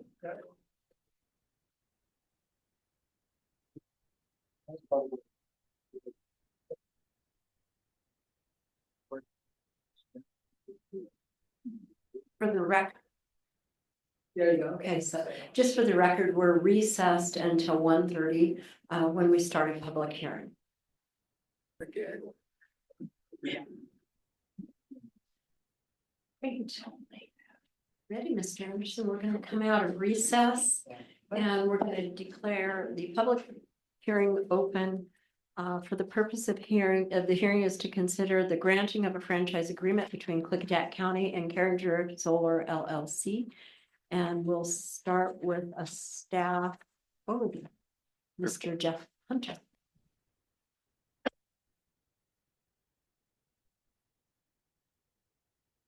Okay, this is the franchise agreement hearing. We had one back in May. So this is kind of a redo. I will give kind of the same thing. The franchise agreement's for 50 years. This is not a permit. Just want to make that clear to everybody. And a couple things I really want to just emphasize, that regardless if this franchise is passed or not, this has no effect on Carriger getting approved or disapproved. We've heard that from FSAC, we've heard that from everybody. So it's irrelevant. What the franchise does is protect the county long-term for movement if we need to develop the area. The other things that I've heard about the franchises have done correctly and all that other stuff, that's not true. We have franchises with many, many people. For instance, WSDOT, Washington State Parks and Recs, Charter, Iberdrola, Pacific Corp, BPA, many other places. This franchise has been looked at by numerous attorneys, both in the county, state attorney general, and even at the federal level. The franchise stands the test of time, the way it is written. I really don't have much more to add than that. Even if the franchise passes or doesn't pass, it doesn't impact. They still have to get permits. All this does is cause, in the future, if we need them to relocate their lines, we don't have to, the taxpayers do not have to pay. That's all that tells us. That's what this whole long document is about. And I think that's all I got to say. A lot of people want to talk, so I will be. Yes, you do. Thank you. Okay. So we'll open the public hearing for the purpose of receiving public comment testimony regarding the proposed franchise, both pro and con. And we do have a sign-up list. So I have Mr. Wagner, top of the list.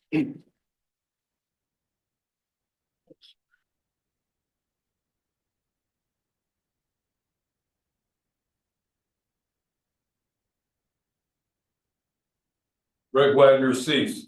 The commissioners, being the legislative body, failed to follow state laws RCW 3655-040, Exhibit 1, and RCW 8032-010, Exhibit 2, when you did not cause the auditor to post the approved notices, Exhibit 3, for this hearing. The auditor failed to post the approved notices, which was confirmed by Ms. Joby on December 13, 2024. The laws do not give the auditor the authority to delegate her duty to any other person or county department. Public Works Director Mr. Hunter claims that Mr. Cannell gave his opinion that the auditor can delegate her duty, but no affidavit is on the record confirming Mr. Cannell's opinion.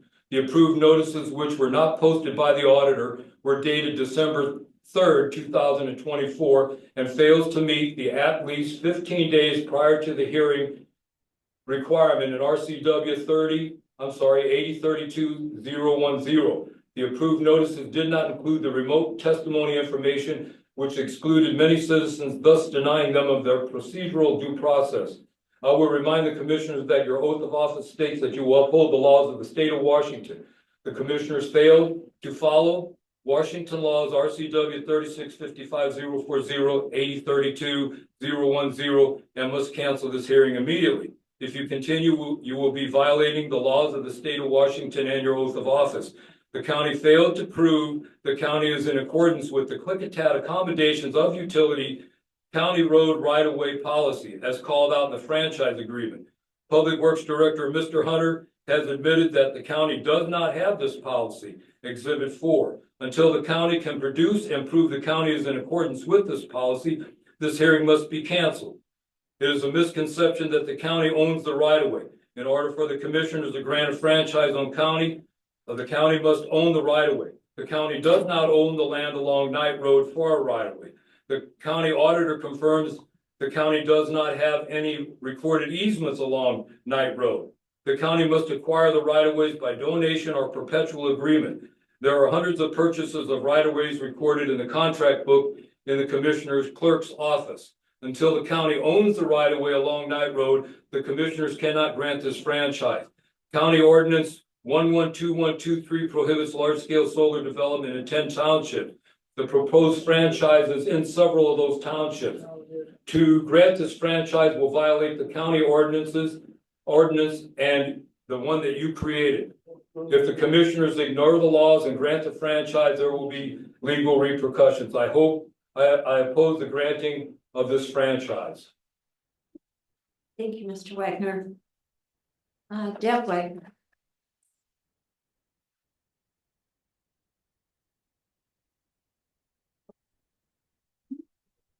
Deb Wagner, deceased. Can't hear you. I oppose the granting of Carrier franchise agreement. I agree with everything that my husband just said. Both of our names were on their testimonies. Thank you. Thank you, Tim. Candy. I just think we need a reminder what's coming. This is Bickleton. They're getting more. This is what's coming to here, okay? So I don't want anybody with any voting that can vote for franchises, permits, anything. You vote no. That's it.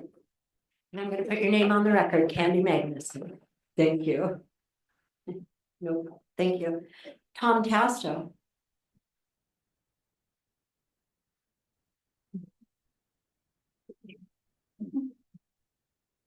Commissioner Zoller, Commissioner Anderson. Basically, what I would say is, why grant a franchise for a project that shouldn't be built? And as such, I oppose the granting of the franchise.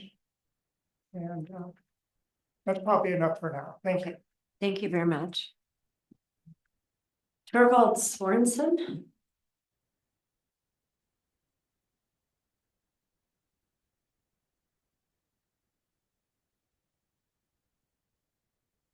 I have basically the same concerns as my predecessor there. That's Daisy. It seems like there was an energy overlay, and this is outside that energy overlay, the project would be. And so it seems to me like the granting of the franchise would be for a project that shouldn't be. And so I don't think it should go ahead, if that made any sense at all. Thank you. Lisa Sorensen.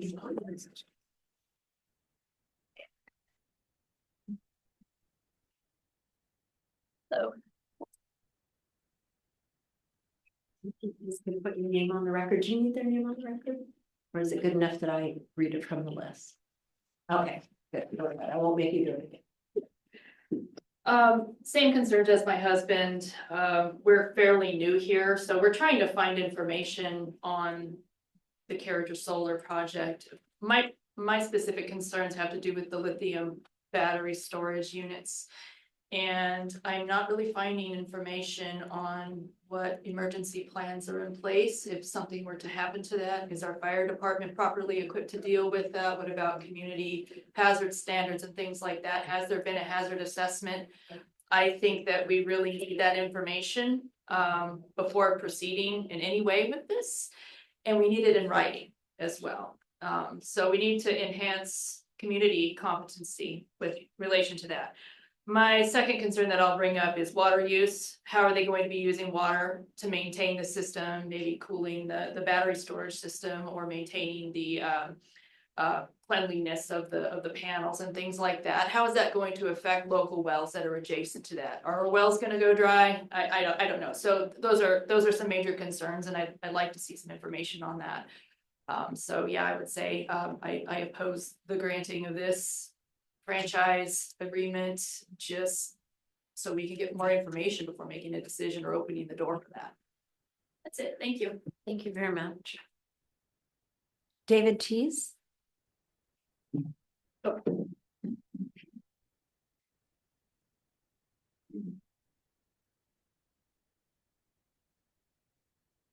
My name is David Teese. I drove over from the Glenwood Valley this morning, and I feel like I risked my life doing it. So I don't know how long you're going to allow public comment, what the public comment period is.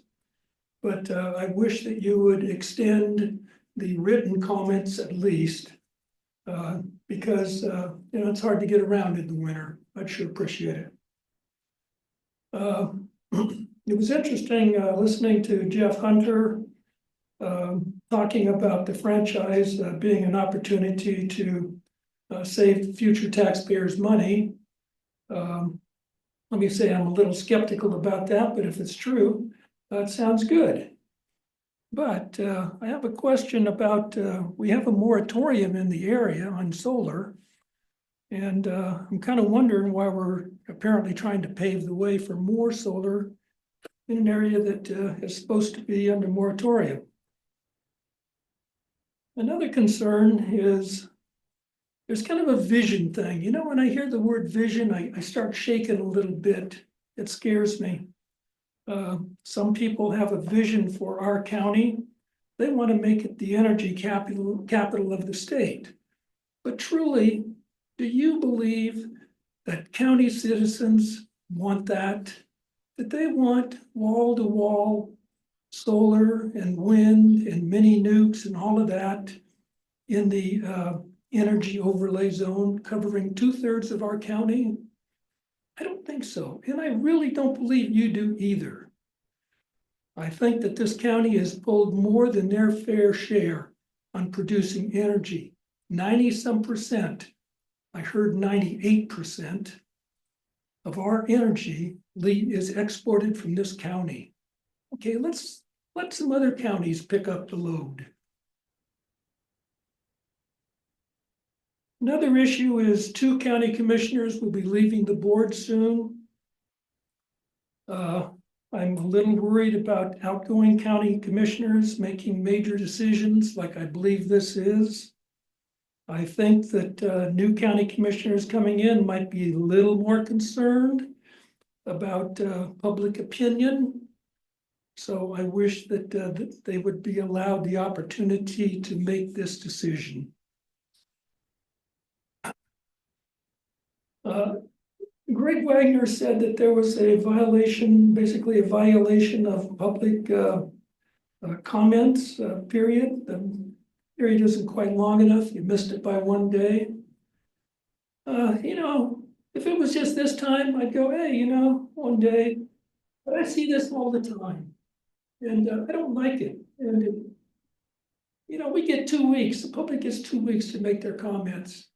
The people doing this, proposing this project and whatnot, they have months and months. Is my time up? Yes. You got the music, but thank you very much. Thank you. Thank you. Kenneth McCune?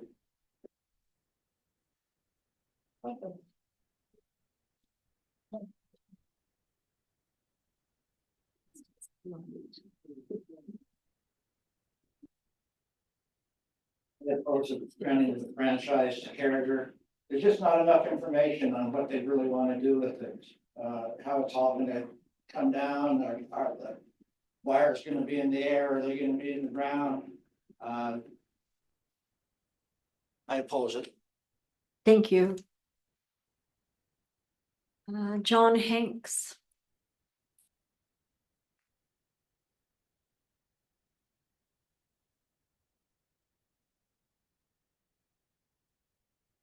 Good afternoon, Chair and Commissioners. Thanks for your time today. John Hanks with Cypress Creek Renewable, speaking on the franchise agreement. There's been a lot of conversation today around the legality of the franchise agreement. We did submit a written public comment that everyone's welcome to review. For various reasons, you know, this is not a land use or a zoning issue. It's a question of utility franchise. You know, what we've proposed is roughly 1 mile along Knight Road. We're happy to provide additional information on, you know, what it'll look like or what it'll include. You know, we did present in May showing what that will look like, but it'll essentially be very similar to the Klickitat PUD lines that are already in the right of way in other parts of Knight Road with you know, 40-foot wood poles and power lines between them. So happy to share more info on that as needed if folks reach out. You know, this won't influence the FSEC decision. I know Jeff Hunter touched on that briefly. FSEC has provided a written comment on that. And, this is, unrelated to the permitting of the solar project. This is strictly based on the utility franchise, and, it's in alignment with the policies and procedures for utility franchises that have been completed in the past by the county. So with that, respectfully request that you approve without further delay. Really appreciate your time. Thank you, Mr. Hanks. Lori Wilhite.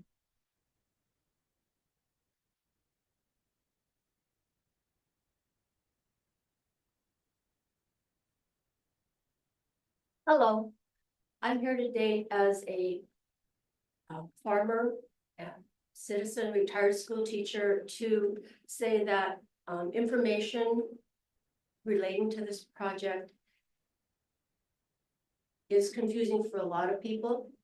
But if you listen to the path that, yes, I was told by Mr. Hunter a few minutes ago that this isn't related to permitting, and there's a zoning ordinance problem in our county that needs to be taken care of, where in the interface, these kinds of projects were never even mentioned. Until these things are remedied, I would have to say, when I drive along Knight Road, and my family homesteaded along Knight Road 110 years ago, and our family had farmed along that, I see it as a head of the game, a little too rush, a little too, we might be getting information as citizens that these things aren't connected, but in my heart, I believe it's connected.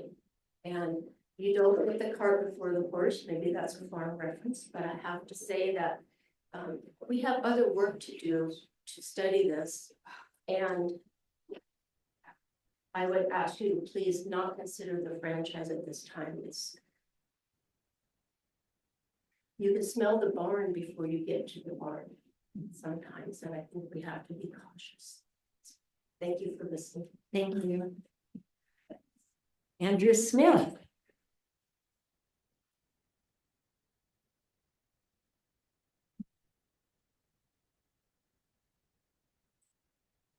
Well, it's on the list. I mean, I try to do last, but I can't pick or choose this one.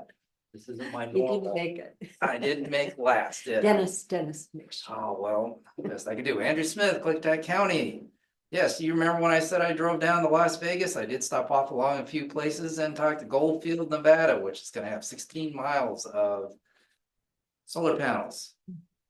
Oh, and I have seen solar panel farms down there in Las Vegas and talked to a few individuals. What I can gather is this is gonna happen if we like it or not. People did fight for this, for the franchise. I'm not for it, but I guess we're gonna have to have our own insurance policies. Doesn't matter what we do, this is going to happen, and yes, the power does go to California. I found that out. I do agree with some of the people talked here. Yes, I am worried about battery storage deals, but we'll talk about that later. Anyway, thank you very much. Thank you, Mr. Smith. Mr. Schroeder.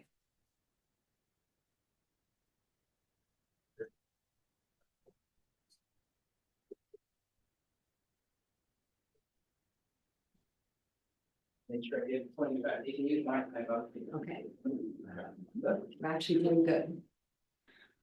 Dennis Schroeder, Goldendale, Washington.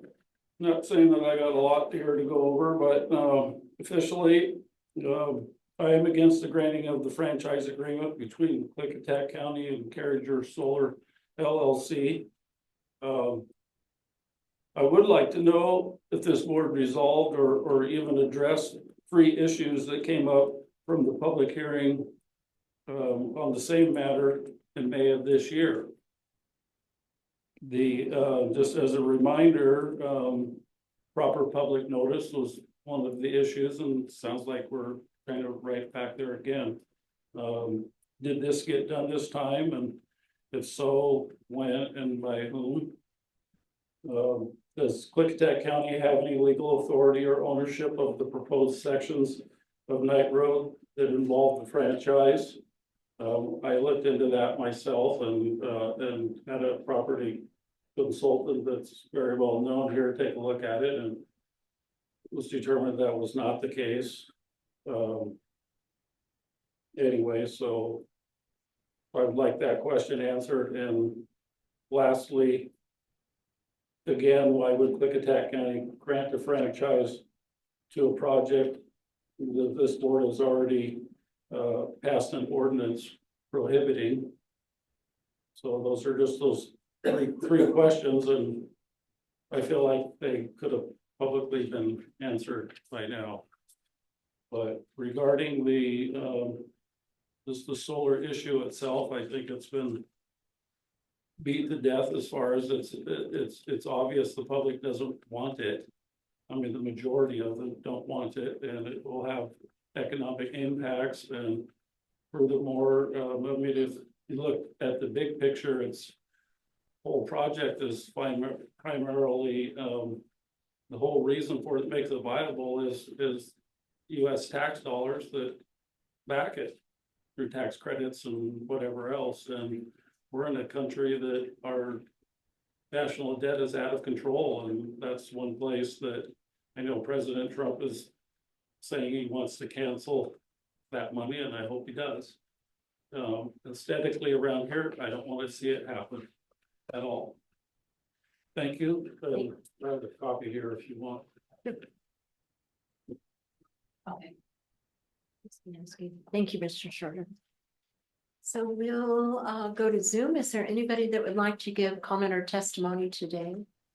Please raise your hand or unmute. Linda Atkins.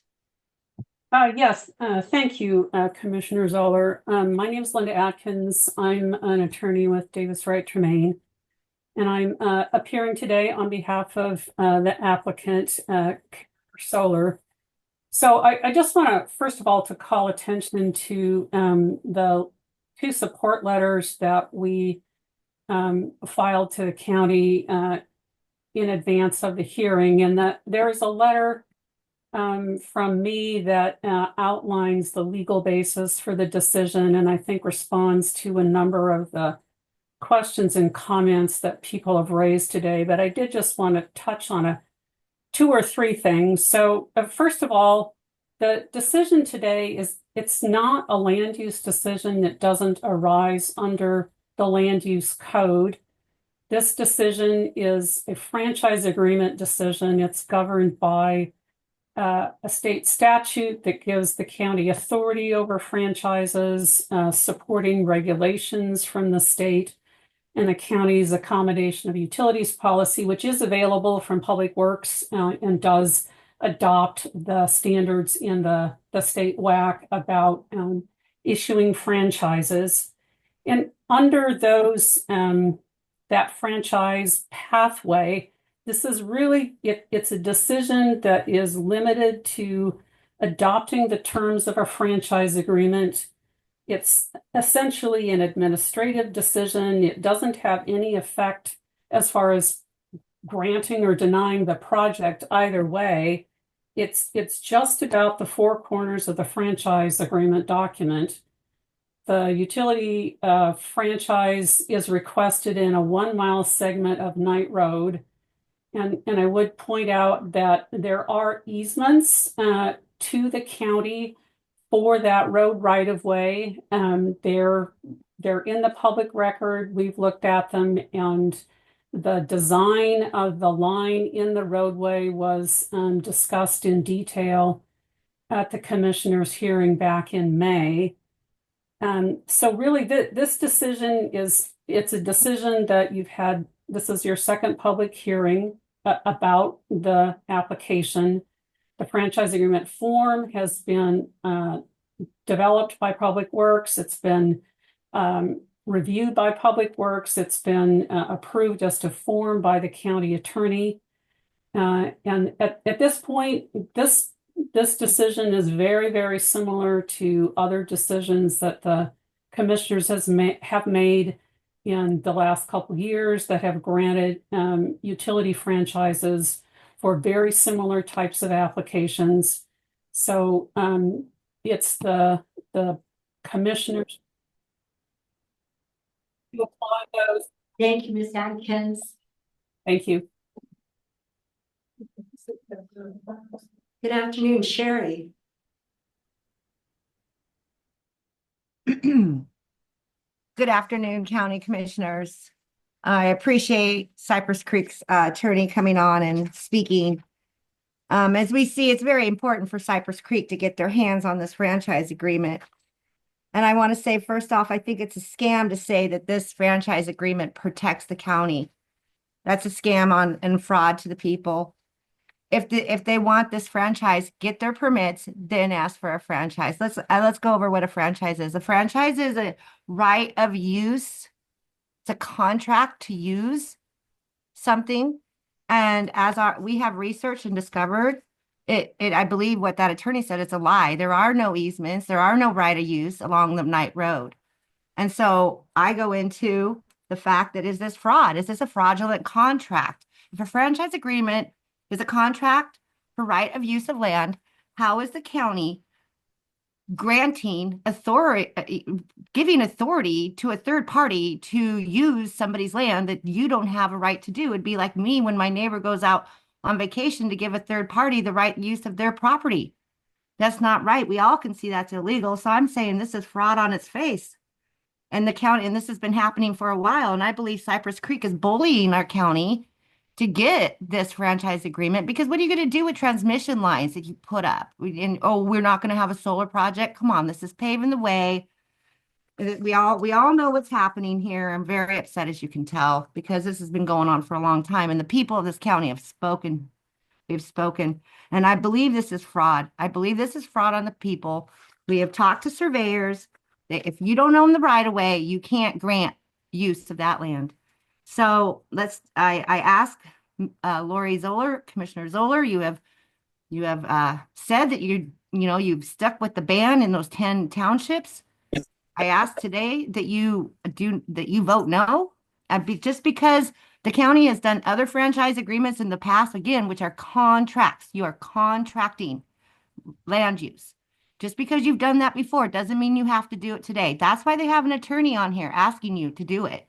Just because Farmer John leases land to somebody else doesn't mean he has to do the same contract with another person. So you can say no. And Ms. Zoller, I hope you say no, because signing this contract today could be fraud on your part. It could be in bad faith. You could be doing this with very dirty hands. This is a contract. The people have spoken. You don't have a right. I don't believe there's a thing by the attorney. The people have not even seen the modified agreement. We haven't seen the policy they're in accordance with. Everything is dirty about this. We all know this. And our only hope is you, Commissioner Zoller, that you say no today and let the next administration take over, and let's look at really what's happening here. Thank you for your time. Thank you, Sherry. Oh, and I ask that people please speak up. It's hard to hear on Zoom. Okay, thank you. Anyone else online? Scott. Oh, there you are. Good morning or good afternoon, Kaylee. Sorry about that. I had a hard time finding the unmute button. This doesn't happen very often, but Sherry, kudos. That was a great comment.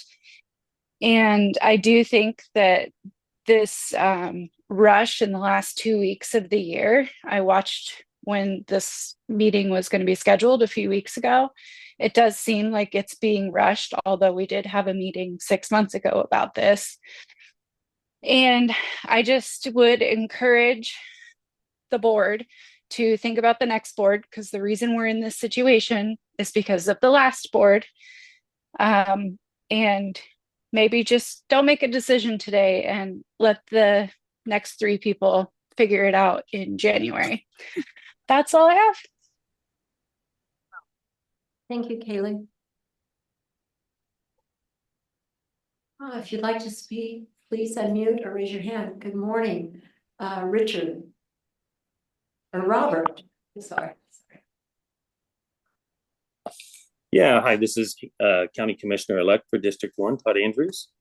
And I would just like to recommend to the board, as it was recommended by Dan Christopher, to postpone this for 3 to 6 months for the next board, to do this at the very end with numerous of the citizens chiming in and needing more information. I know a number of the people that have spoken today have requested information and have gotten parts, but it's not well understood how this is going to affect them and what the things are. And I understand, I've been well versed that the franchise agreement, it legally, it is just kind of the next step forward, but it's not necessary, especially when we're looking at changing all our franchise agreements and how they work.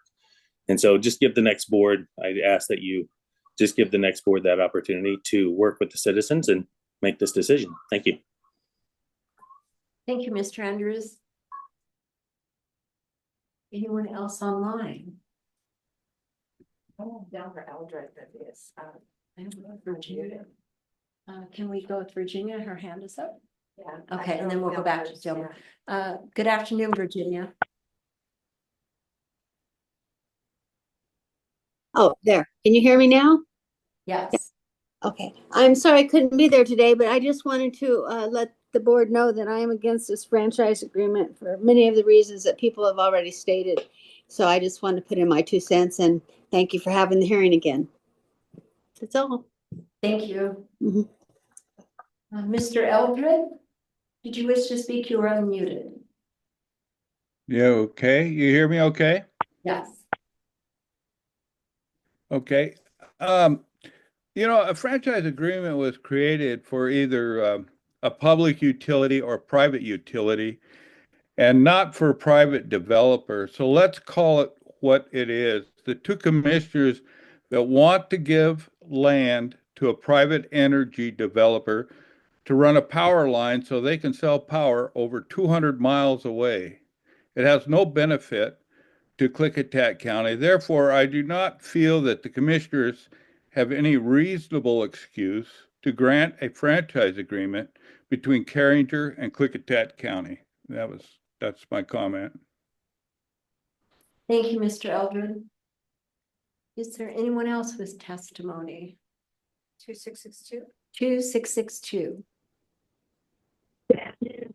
This is Tracy from Lyle, and I am too against the Carringer franchise agreement for several reasons. I support what Sherry said, what Kaylee said, what Mr. Andrews, the new upcoming commissioner, had said, and I just want to know why. Why does this need to be done now? Why can't we wait? What is it going to hurt? Who is it going to hurt if we wait until the next board is up and running and we have time to further look at this? I know that we had the hearing a couple months or 6 months ago, but why would the commissioners pass this today when there is no reason they have to?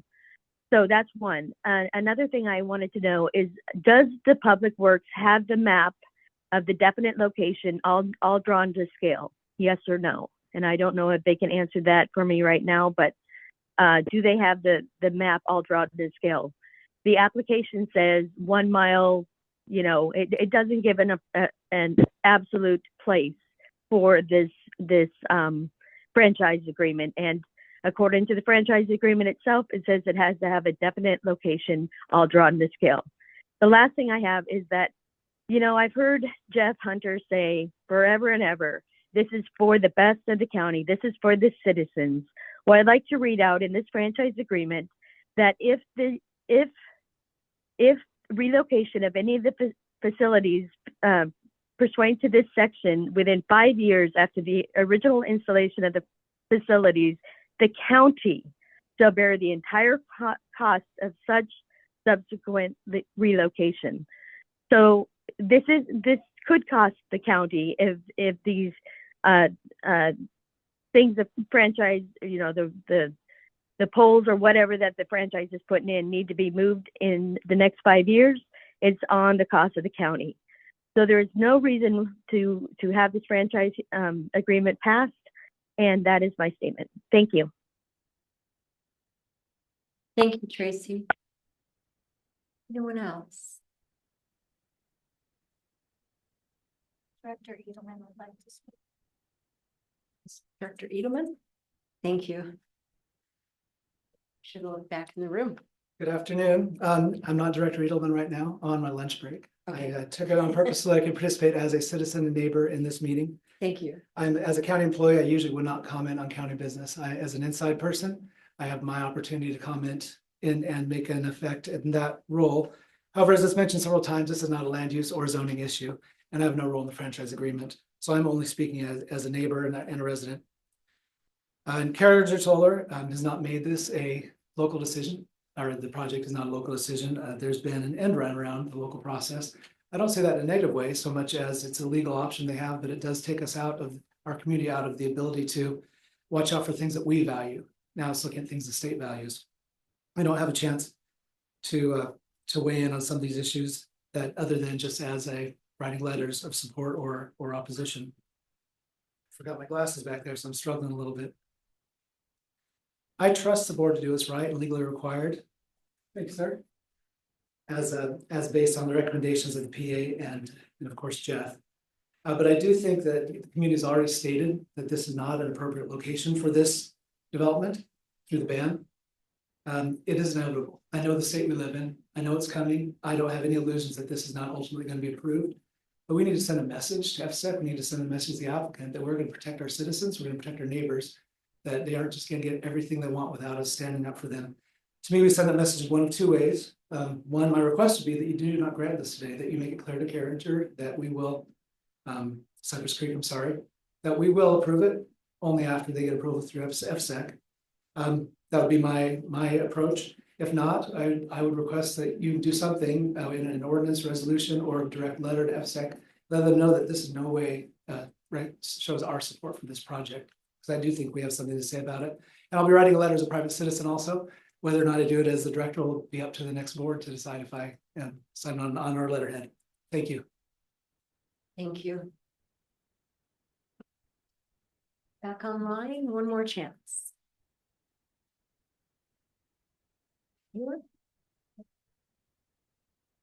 Okay, do we need clarification of any public statements or from staff? Anderson?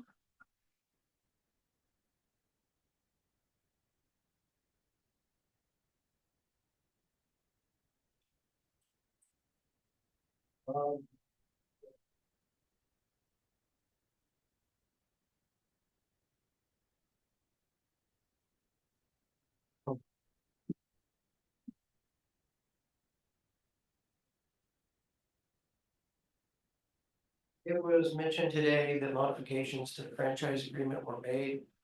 They were not clear to the. There were modifications made. They were not clear to the public. What modifications were made to the actual franchise agreement? The franchise agreement, just like any other agreement, will get modified. We don't typically keep modifications. The franchise agreement that is on the website is the franchise agreement that you have before you. The process we go with the PA or anybody else is it's the same way with designing a building. You have red lines, you change things. We don't keep all that stuff. Do we have it? Yeah. Will he get it? Yeah, but the program's not going to show him anything. It's going to show a couple yellow lines and a couple questions. That's it. So it really wasn't modified that much. It still follows the same series that it was.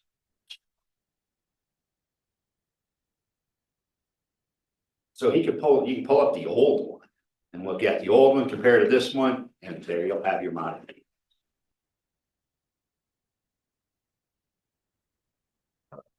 In our packet, the map was not included. I know this is another hearing that's associated with the previous hearing.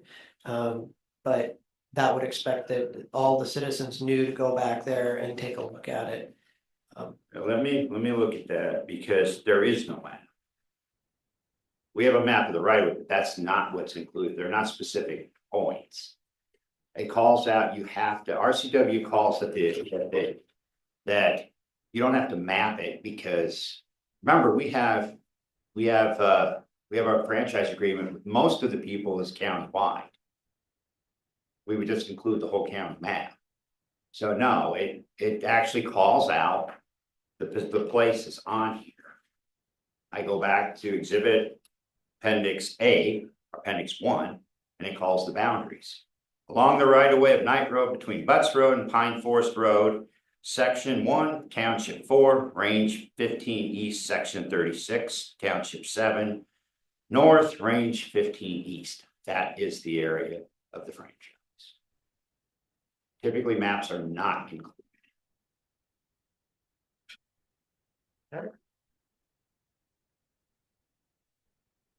There has been a significant amount of discourse from the public on whether we have a right of way or an easement or a prescriptive easement, and I'm adding prescriptive easement.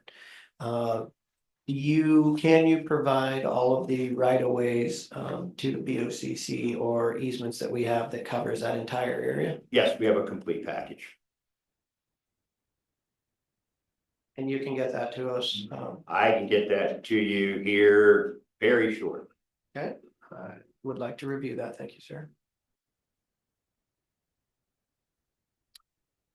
This has been brought up, but it was also on my questions. May 7th, we had a delay to get legal advice as well as staff input. Can you discuss any changes that were made on that legal advice? And I remember in the back of my memory banks, one of those things is, can we charge for the right of way? And you guys were going to go and take a look at that. Yes. And we never got an update that I can recall. It was not recommended. Can you? Yes. Is it recommended? No, because of how the details, and so we never pursued that. We just had the hearing or moved forward with the hearing. But we can't do it on a one-off basis. We would have to create a policy, correct? Yes. And now you've created, so it wouldn't affect this franchise now, it would affect franchises to come. You could backdate it, but again, do you really want to go down that path? Because now you're taking on BPA, you're taking on all the state agencies, you're taking on everybody. Can you be a little bit more specific about the fairness requirement? And if we charge one, we would end up having to charge. That is my understanding. You charge one, you'll charge all. Okay. That's my understanding. Again, remember I'm not an attorney. I don't believe we have any attorneys in the room. Okay, next question. This is for a franchise agreement. We sign utility permits on a regular basis that don't have franchise agreements associated with it. Could Cypress Creek apply for a permit without a franchise agreement? Sure they could.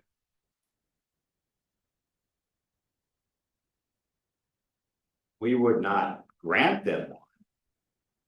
In protection, I mean, eventually, again, I'm not going to go down what could happen or couldn't happen.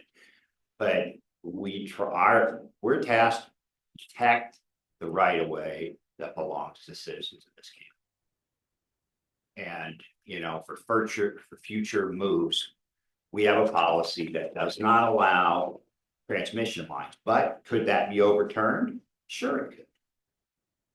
Can you say that one more time? I mean, could somebody do something about it? Yeah, it's a question with attorneys, not a question for us. They would have to take a legal. So if somebody applied for a permit and we just denied them without a franchise agreement, it would likely end up in the courts. Yeah, because we issue people permits all the time without a franchise, but not for transmission lines. But we do issue, utility permits all the time.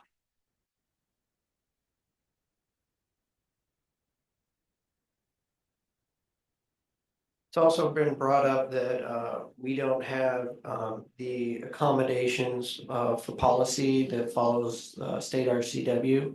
I see in an email here that you state that we've adopted the CRAB right-of-way policy manual. Which calls out the WAC. Yeah, okay, if you want to call word for word, we don't have the WAC. We're not the writers of the WAC. But there is a WAC that backs that. That is the policy. A resolution adopts a WAC or adopts an RCW, that becomes the county's policy technically. So yes, we have a resolution from 1972 that adopted that WAC.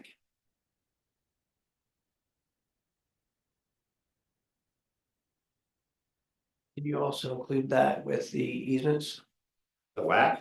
the resolution that adopts it? Sure. Thank you. Should have been there for us to see. You got the resolution. Not the policy. That is the policy. You have no proof the county's in accordance with it. My turn to talk. Russ. Yes. Uh, you. Thank you. Those were my first line. Do you have questions while I go through the public comment to grab some others? No, I do not. I'm fairly settled where I am, so. Only that,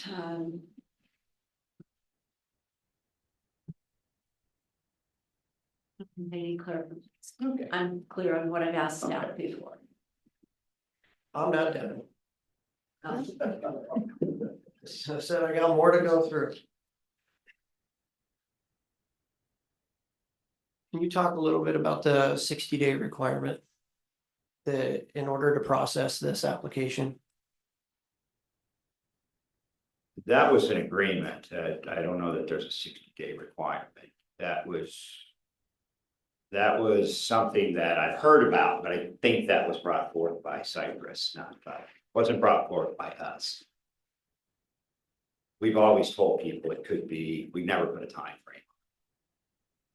Okay, so the county's published franchise application process does not call for a decision to be rendered within 60 days? No.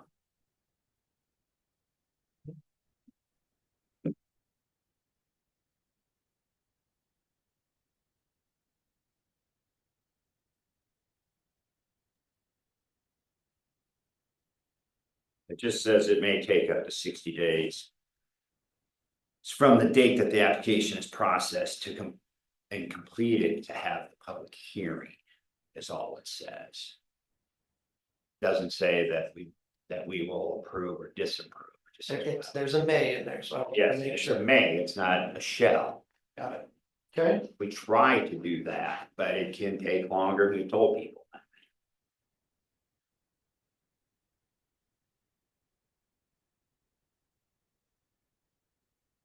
it's been said that this is an administrative decision. In essence, would you agree with that? I would agree with that.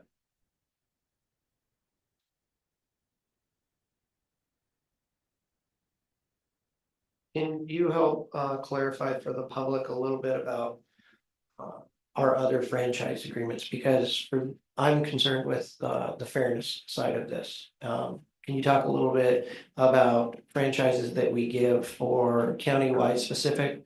And when we do that, do they have a project that has been permitted or a project that's been through the program? Or can anyone come in and apply for a franchise agreement having nothing actually developed or plans completed? Okay, I will do the latest one and then we'll do one that I think this board approved the Click franchise. I believe Commissioner Anderson was part of that. I don't remember when we did it, but that was countywide.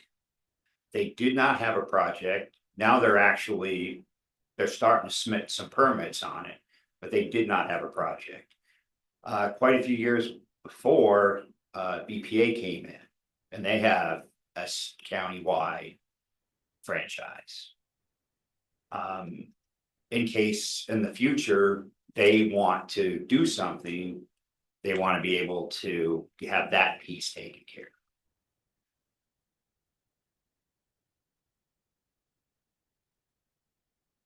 So in essence, BPA could come in at any time using their franchise agreement to build that line through that exact same area. Yes and no. They could come in, they could submit, they still have to get permits from us. We still have to agree with where they're gonna put them. We may disagree. If they want to get them too close to our road, we're gonna say no.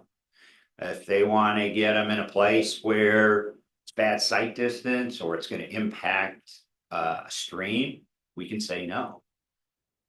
Franchise doesn't give them a permit to place wherever they want.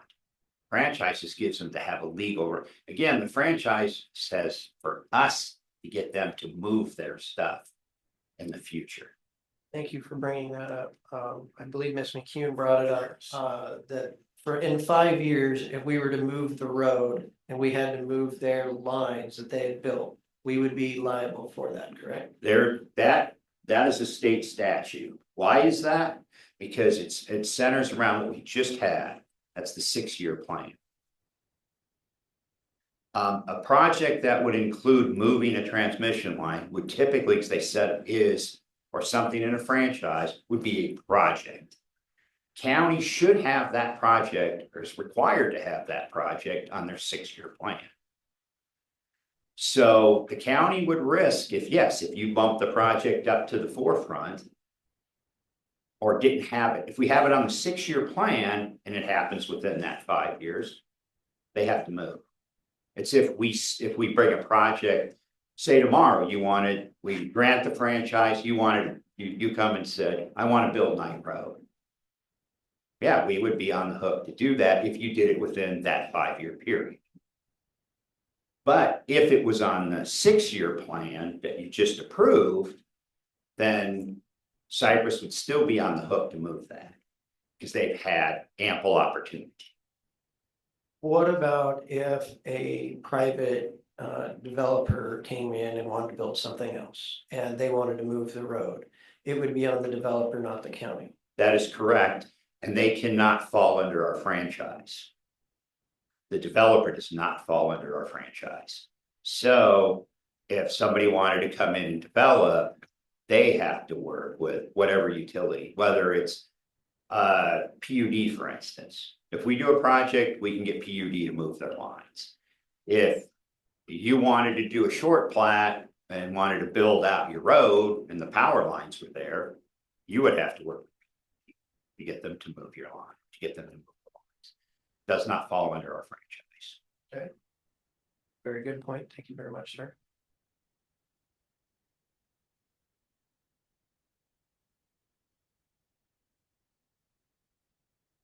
After 5 years, it falls to the franchisee. Yes. So if we move the road, say 10 years from now, they would end up having to pay to move that. That is correct. Okay. One other thing that never gets brought up as part of franchise agreement, but I believe is included, is also insurance requirements. And so if we were to issue a permit, which you say we likely wouldn't do unless under duress. Right. The franchise agreement is one of the things that requires them to have insurance if they do want a permit to build within the right of way. Yes, we require insurance too with our permits. So it's another layer of protection for the county. The bigger layer of protection is if their power line falls down, then, we're indemnified. But again, I want to be careful of all this stuff because a lot of this stuff would be better talked about by an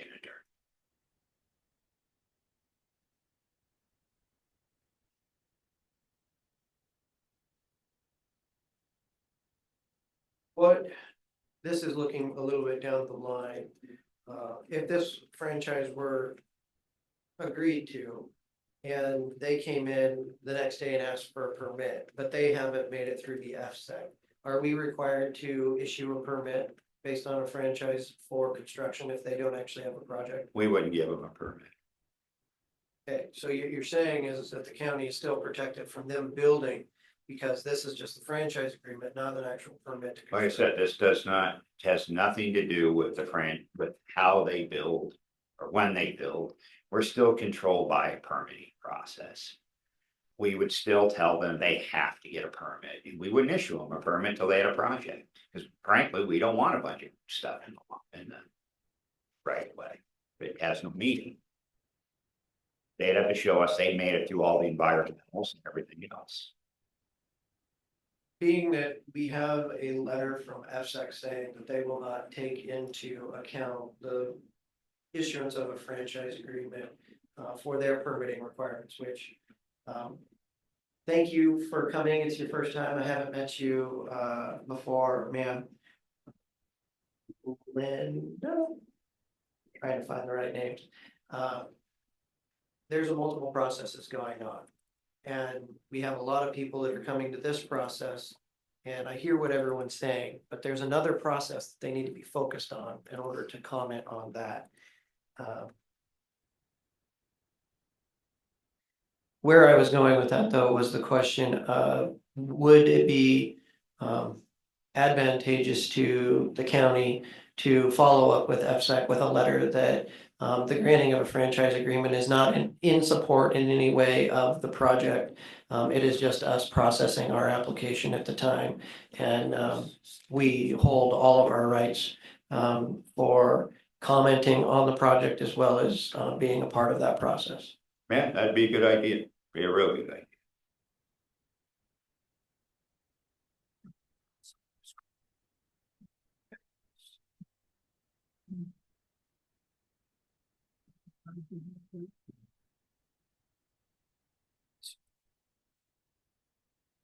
The other one came up. The date of the signature from the auditor, was the documents posted for 15 days, and did we follow the proper procedure versus when she just signed it? Yeah, we followed the proper procedure. Okay. Can we get that in writing to go with? She signed it on a Monday, and we put it out on a Monday. I remember the date, 15 days ago.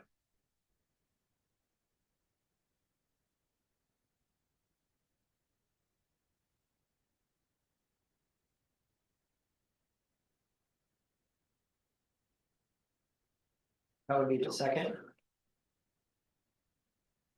Okay, and I hear rumbling, it wasn't approved by the board, doesn't have to be approved by the board. We got legal advice for that. Does not have to be approved by the board to advertise. To advertise for that. Right. Okay.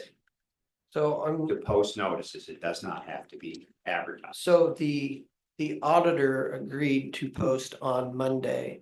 The Board of County Commissioners just signed off on Tuesday at our regular meeting, but it was actually posted. It was posted in all the locations and online and everything else that's required by law. On Monday, we have pictures, we have the whole 9.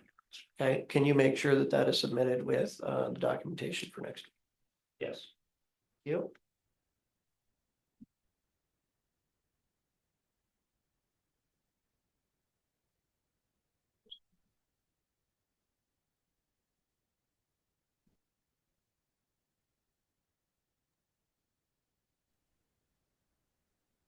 I believe those are my questions for right now, Madam Chair.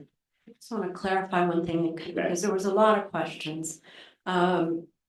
Just in my mind, because we've had these conversations, taking it back to simple terms. We know that FSEC doesn't require the franchise agreement in order to process their portion of the permit system. Correct. We know that eventually if Carringer is permitted through FSEC, there are permits at this end that they do have to come back and qualify through, and they'll have to do their due diligence here. The franchise agreement is part of that, but if we issue that now, basically the franchise agreement lays in a drawer until, and isn't activated until they qualify through the rest of your permit. The franchise is activated, so their 50-year time period starts Yes, immediately. it's active, But it has no value. Has You no are use. correct, whether it's signed today, 6 months from now, whoops, correct, or whenever. until all permits are finalized. Yeah, however the board sees fit to do that. Thank you.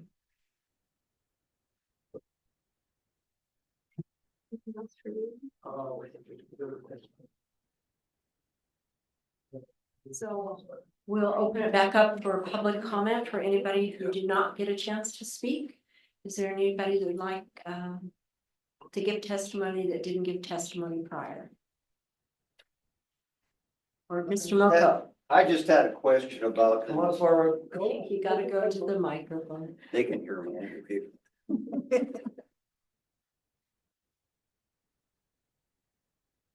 One of the people speaking brought to my attention about the storage lithium batteries. And that's kind of touchy. I bought a lithium battery for my golf cart, $2,000 worth. Guess what? Below 30 degrees, it doesn't charge. And then I contacted Endurance, who's another EV golf cart thing. And they echo the same thing. They don't charge below 30 degrees. And normally my golf buds and I, we don't play unless it's 25 degrees or more. And obviously not this weather, but just frozen ground and that. So whether I play 9 or 18 holes, I go back to my golf cart, it won't charge. So just bring that to people's attention that I don't know anything about what's going on as far as the, well, I know where Knight Road is because I live close to that, but as far as, is it all based on storage, battery storage? So then when the sun doesn't shine, you got power to send somewhere. That's all. Thank you, Mr. Mocha. And online opportunity? Anyone who didn't speak before, if you'd like to give a comment? Raise your hand. We're running out of time, so. I don't see anyone. Craig Gannett. Okay. Craig Gannett. Hi, my name is Craig Gannett, and along with Linda Atkins, I'm also represent Carragher.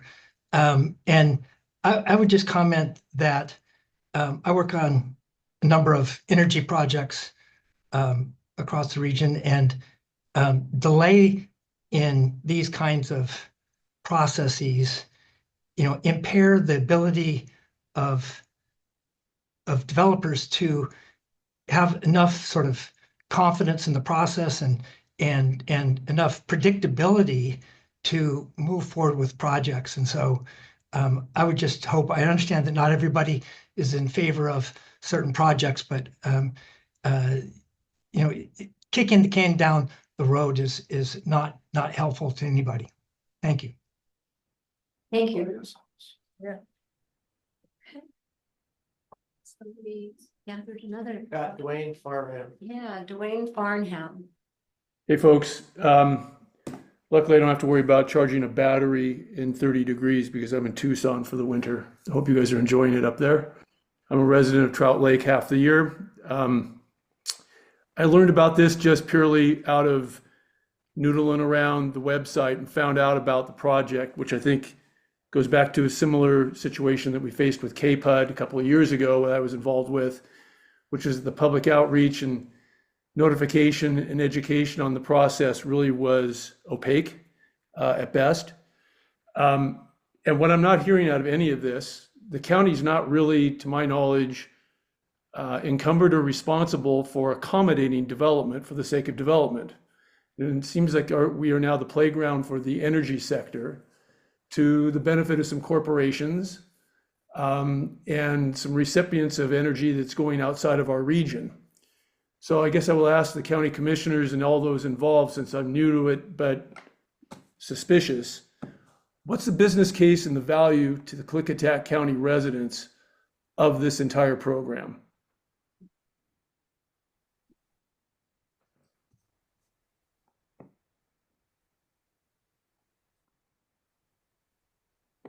That your testimony, Mr. Farnham? Yeah, it is. But it's my testimony, it's my question, that there needs to be a business case. As citizens, we put in a cryptocurrency system that drained a significant amount of our power out of KPUD, which caused even more infrastructure and us to go out to public rates, et cetera, to go accommodate that. But we as citizens really weren't notified of that happening. And so we are bearing the brunt of it with our electric rates. I'm just going to ask the simple question to all involved. What is the business case and value proposition to us, the constituency, as an aggregate of accommodating this? And until that's answered, I'm not in support of that of the project. And that's my testimony. Thank you. Thank you. One more time, anyone else on Zoom?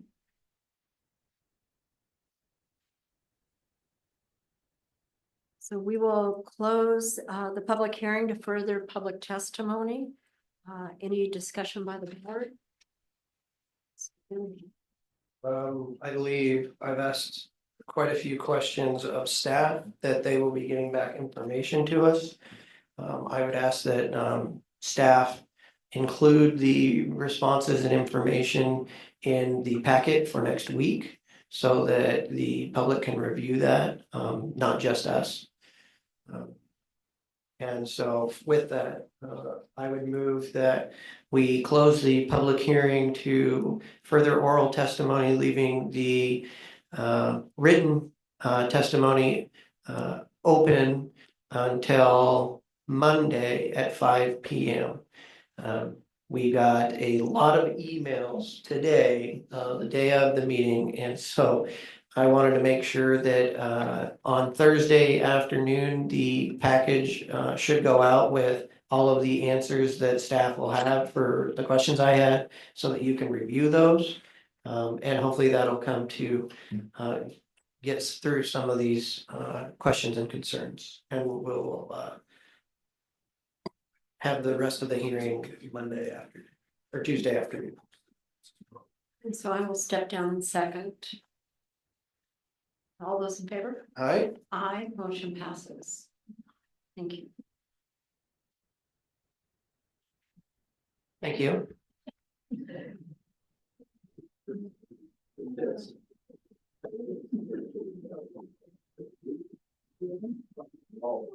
Yeah,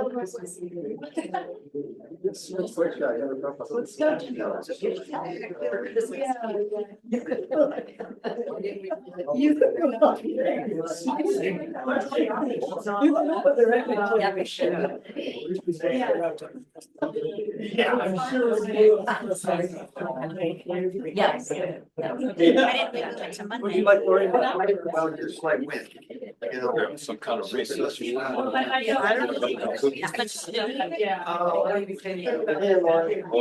will take a 5-minute recess so that everybody can move out of the room and. Okay. Welcome back from our break, and we'll be opening a public meeting in regards to zone 2023-01, James Dean construction expansion of aggregate rezone resource zone. The purpose of the public meeting is to consider the recommendation for approval of the county file zone 2023-01, an application by James Dean to apply the aggregate resource zone over existing resource lands and rural residential 2 zoning on a 7.47 acre site immediately to the north of the existing aggregate mining operation. So we'll open the public meeting to consider, and we will not be taking public comment. So staff report. All right, so I will start again. It's the proposed zone change, 2023-01. The applicant is James Dean Construction. And since you've already given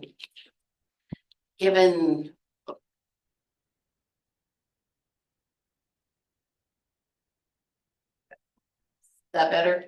Okay. We've already gone over the basic proposal. The location is along State Highway 141 between the city of White Salmon and Houston, Washington. Adjacent properties south of the subject parcel, which directly south is James Dean Construction's mining operation, which includes 25.6 acres that already have the aggregate resource overlay applied to it. West of the subject parcel, directly west are 2 residences. The more northerly residence is zoned rural residential 2. And the parcel immediately to the west has split zoning of resource lands and rural residential 2. State Highway 141 is also on the west side. And then just across the state highway is resource land zoning, and there are a few residential developments there. North of the subject parcel is another residence and timbered land with a fairly steep slope. The zoning to the north is rural residential 2, resource lands, and then to the northeast is extensive agriculture zoning. East of the subject parcel is a very steep terrain that is forested, and the zoning there is open space and extensive ag. A little bit of background information: the applicants own the parcel directly south, and then they also lease property from the Jim Fritchie Trust and from Klickitat County. The active mining operation was originally permitted as a conditional use permit in 1995, and then the aggregate resource overlay was approved in 2004 for that 25.6 acres. The site constitutes the current mining operations permitted through the Washington State Department of Natural Resources. The current proposal of expanding the AR zone to the 7.47 acres would allow for the continued operations that include blasting, mining, crushing, batch plant, sand and gravel extraction. If the overlay is approved, all proposed mining operations on the subject parcel will require additional permits from the Washington State Department of Natural Resources and Washington State Department of Ecology. And some of the permits include a modified reclamation permit from the DNR, modified sand and gravel permit from Washington State Department of Ecology, a notification of intent to install temporary source submitted by each specific crushing contractor to the Washington State Department of Ecology to control and monitor dust emissions. They'll also require a permit from the Washington State Department of Labor and Industries for any blasting that would take place. We did environmental review on the project, and a mitigated determination of non-significance was issued. That was back in September. Public comments were received and reviewed, but no appeals were filed. There were 19 mitigation conditions that will carry over into any of the DNR permits and Department of Ecology permits if the proposal is approved. And just to highlight a couple of those conditions, one was a geotechnical report will be required for the expansion of the quarry to cover the subject site with the expanded aggregate resource overlay. And an arborist report will be reviewed by the Washington State Department of Fish and Wildlife for mitigation of lost white oak woodlands. That will be a requirement. A public notice was published, and this is for the Planning Commission public hearing. A public notice was published in the Goldendale Sentinel the week of October 28th, 2024. The site was posted a few days later. Adjacent properties within 300 feet of the two subject parcels were mailed the public hearing notices on October 25th, 2024, and applicable agencies were notified and provided the opportunity to comment. And now Scott's going to go into a little more details. Good afternoon again, commissioners. Before I start, I want to thank those online who had trouble getting on. We had a little bit of an issue with folks thinking they needed to log into the Planning Commission Zoom, and then we're afraid they were late to the meeting because of our late start. So for those of you who had trouble, I apologize, and thank you to the staff upstairs who helped get you on. I want to comment on all the various comments we've received, commission and staff alike. As was mentioned in the meeting this morning, those were taken. They are not allowed to be considered as part of the decision today. The reason is because all parties is supposed to be entitled to the same information. And so that's why it's supposed to be at a public hearing. So those comments that we've received, including several I've received with various allegations and even allegations, those are appropriate for if you do decide to have a public hearing on this, all those comments will be included in the record. And if there is not going to be hearing, there's always an appeal process that citizens can follow. I'm going to go through the slides that are adapted from what was presented to the Planning Commission at their hearing. Just some aerials. I know that you've gone through the packet extensively, both of you, so I won't spend a lot of time on these, but just showing the location of the subject site on a couple maps.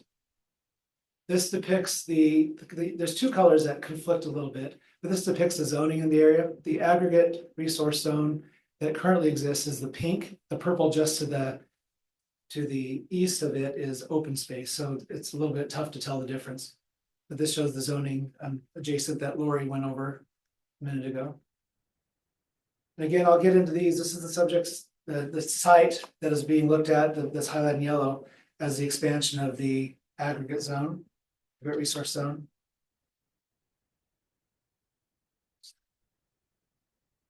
Okay, then we had some site photos taken by staff. This is from the existing quarry.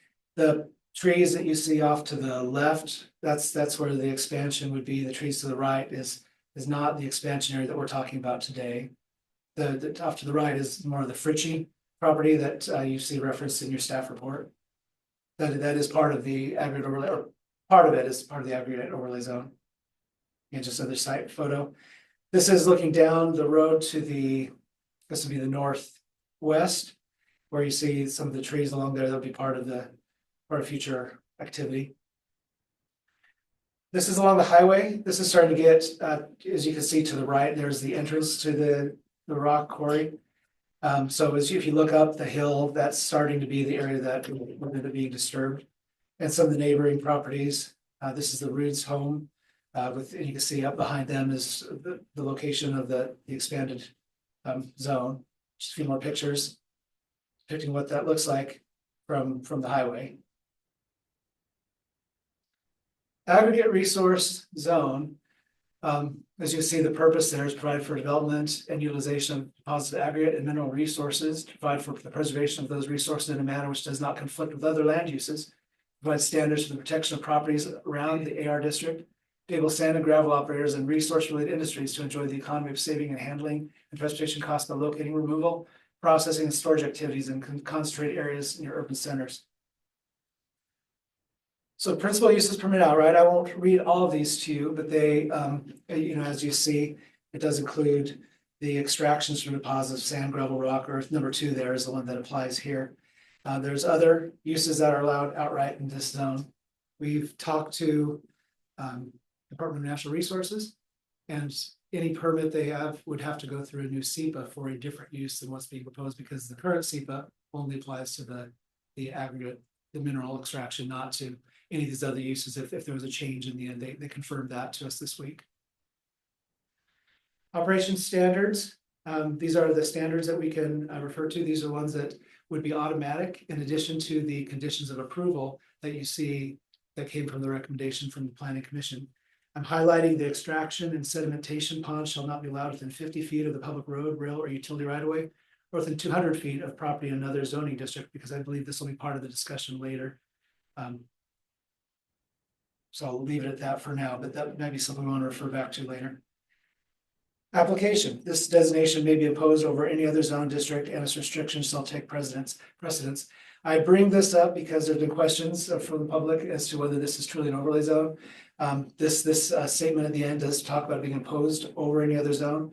It's a little unlike our more recent overlay zones, which actually state overlay in their title. This was adopted with the original zoning ordinance and the original comprehensive plan, which I pulled out a policy there that refers directly to it as an aggregate overlay zone. So it is an aggregate overlay zone. I also wanted to mention something else that's brought up from the public.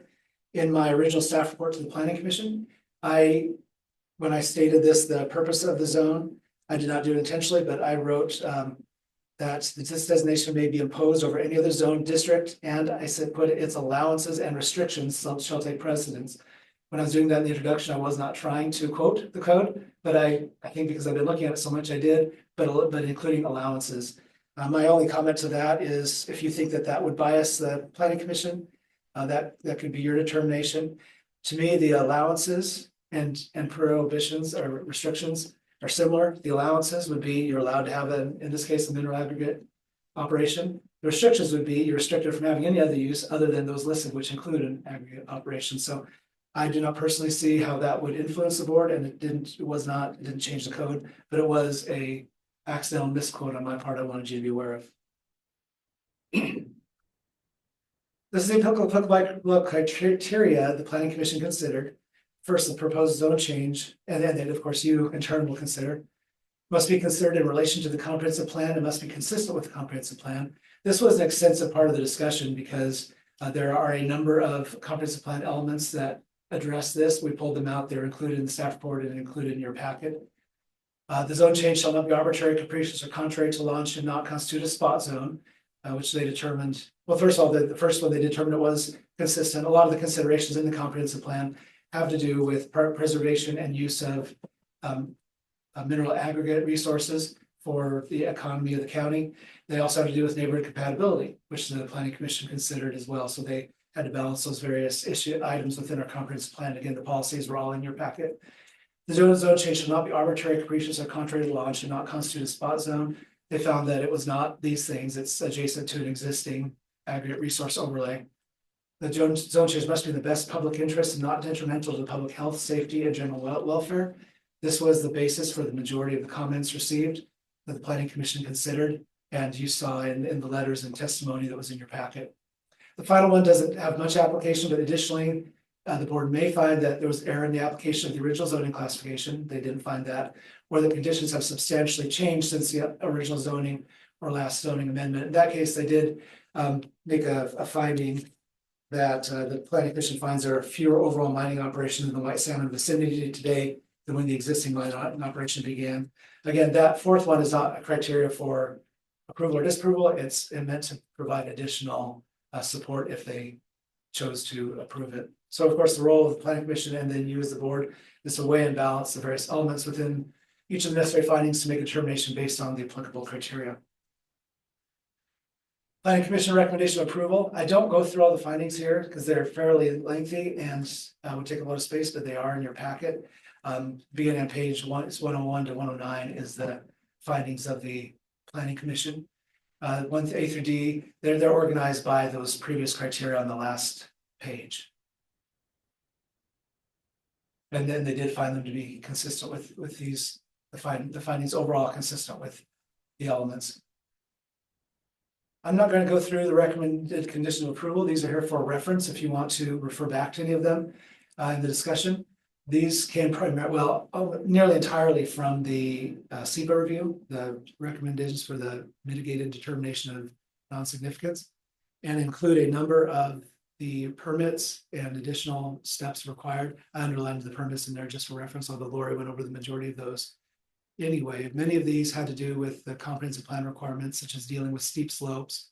The geological report is a key part of that role, as well as other items that are meant to address concerns raised by the Department of Fish and Wildlife and concerned residents and citizens, or neighbors and citizens. So these are here for reference. The one change the Planning Commission did make is to condition 10. And so they added that as part of their recommendation to you. Blasting and crushing shall be limited to hours between 7 a.m. and 6 p.m. Monday through Friday, and shall not take place on any federally recognized holiday. The reason for this was because a large number of the complaints from the neighbors had to do with the hours of crushing that were taking place and have historically taken place on that site. So that's the end of the 19 recommended conditions. Then I just go ahead and put the comprehensive plan policies here. They're referenced, each of the findings of the Planning Commission references which policy they're basing their finding on. So if I have these up in case you wanted to question or discuss any of those. That is all I have for this presentation. I'd be happy to answer any questions that you might have right now. Go ahead. You start. I do not. Spent quite a bit of time with staff on. Okay. From our packet, I'm going to pass out a few documents. Number one is from the original CUP. And this is the area that's covered by the CUP. My first question for staff is the CUP still relevant? The original CUP. Are you okay if I pull this up? I believe this is. Okay, you want me to hold off? And this is for clarification. Right.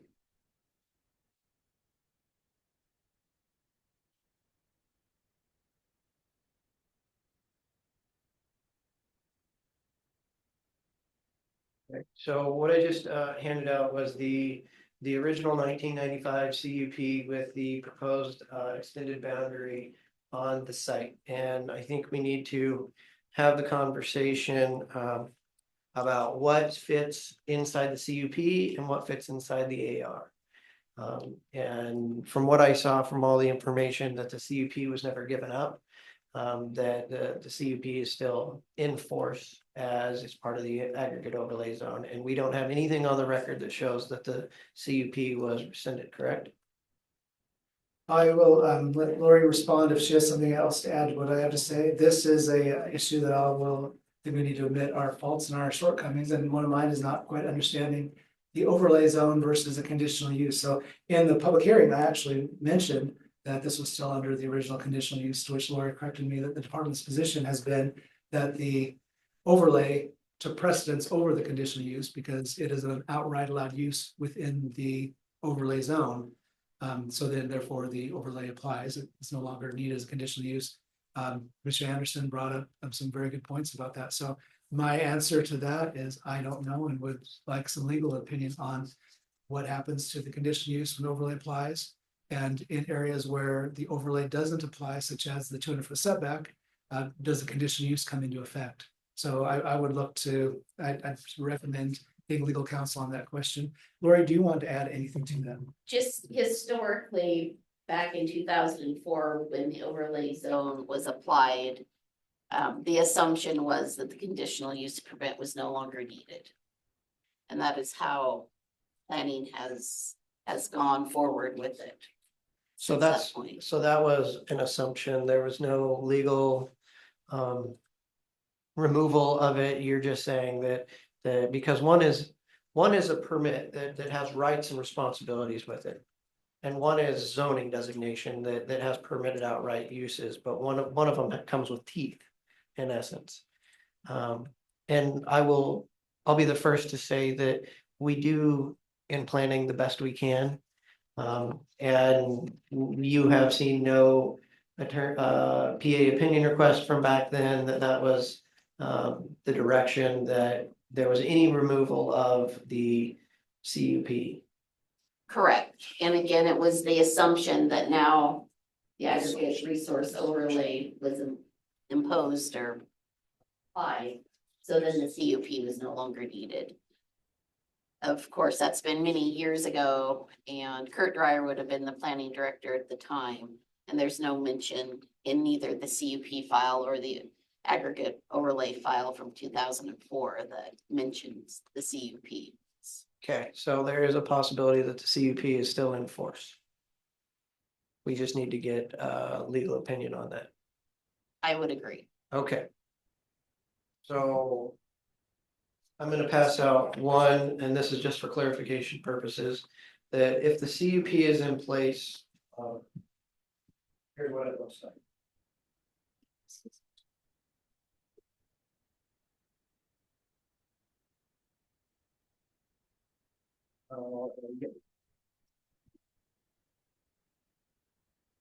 Okay, so this is what was just handed out. So this is the area that the CUP is over.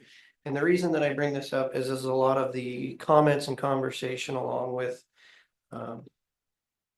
public concerns is what is and isn't inside that CUP land, because inside the CUP, you can do a lot of things that you can't do in just a regular overlay zone that's permitted outright. Including having a stormwater retention and ponds and everything else that I believe the applicant has went through all of the state processes in order to have those ponds and everything else that they have. If you can go to back to the AR overlay zone. Okay. The aerial showing it?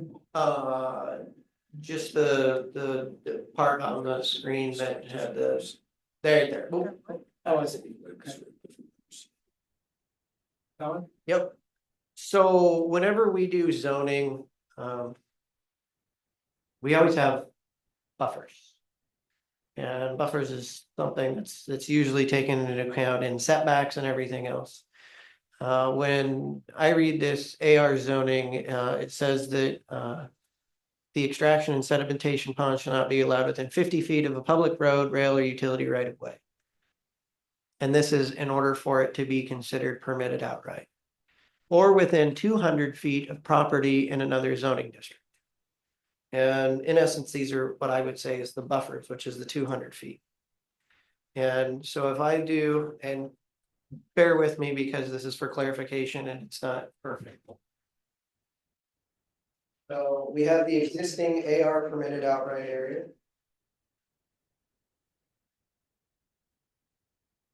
Bring up the next one.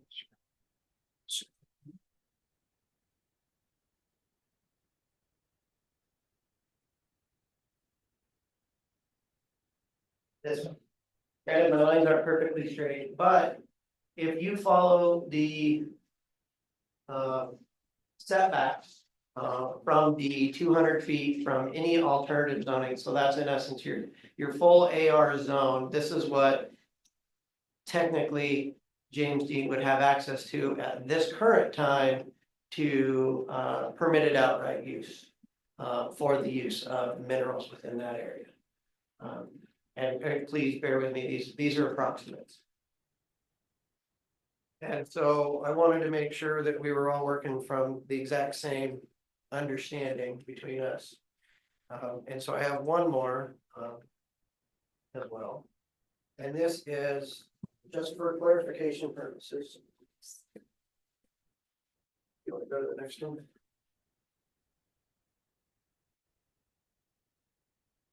If you put the 200-foot setback around the addition, you see where it changes. And the reason is, when you add this zone, you actually pick up all of this ground and you pick up this ground. And so with the permitted outright area included in this zone determination, that would be your permitted outright area that would have the buffers. And this isn't a change, this is just the reading of the law that may not have been clear prior.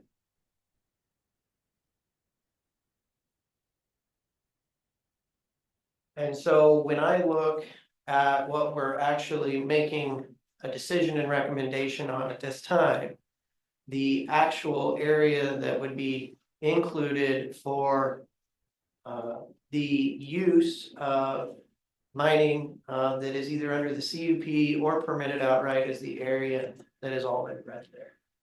Does that make sense, Madam Chair?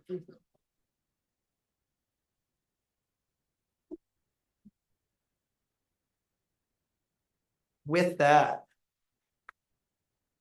I think that actually deals with a lot of the issues that were brought up and clear, this is just clarification of the comments that were given by the neighbors and everything else. We still have an issue in this situation, and that is that, and granted, nothing's right, nothing's perfect, and we all just try to do the best we can. As landowners, operators, contractors, everything. We have areas here and here that are not within the external bounds of the CUP that we're going to have to deal with at some point.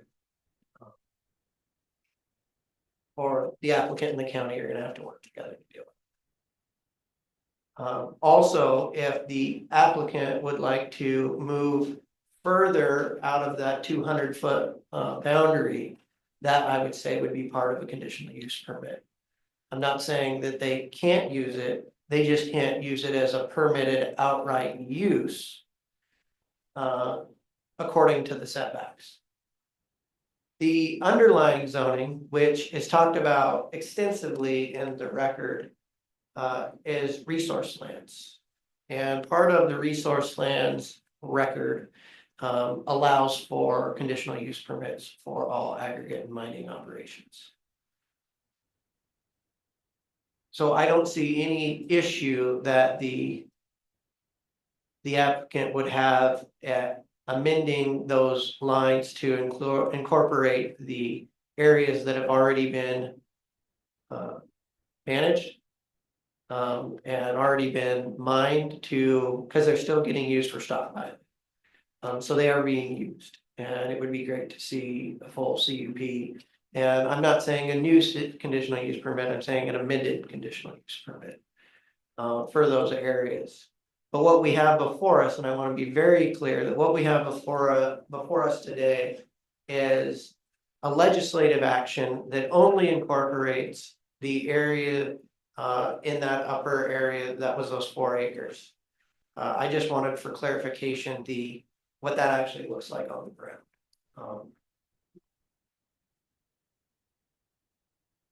Are you? Yes. I'm trying. So there's one other issue that that comes up, and this is in one of the findings under 1D. And that is policy 4.3. The applicant proposed buffers that were deemed to be adequate to minimize impacts such as noise, dust, and adjacent uses. In the application to the planning commission, you see what these buffers look like. And this is not what I believe this board has the authorization and authority to grant through this legislative process. And that is because that we are only changing the underlying or the overlay zone over that. And the overlay zone that incorporates that has its own set of setbacks for mineral extraction. And those are 200 feet, not the 80 feet and 50 feet. That is not a, I believe, a change or a significant change in the application. Because it is the law already in the AR district. It was just clarification.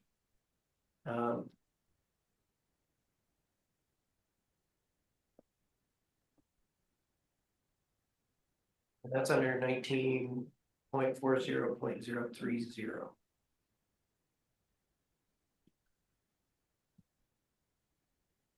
We're in one of those weird situations in this because you have an application for a zone change, but that application comes with a SEPA analysis, and part of that SEPA analysis, that's standards on its own, which gets interesting because say somebody else wanted to put an overlay zone over a different property and they go through the SEPA analysis, they could have completely different standards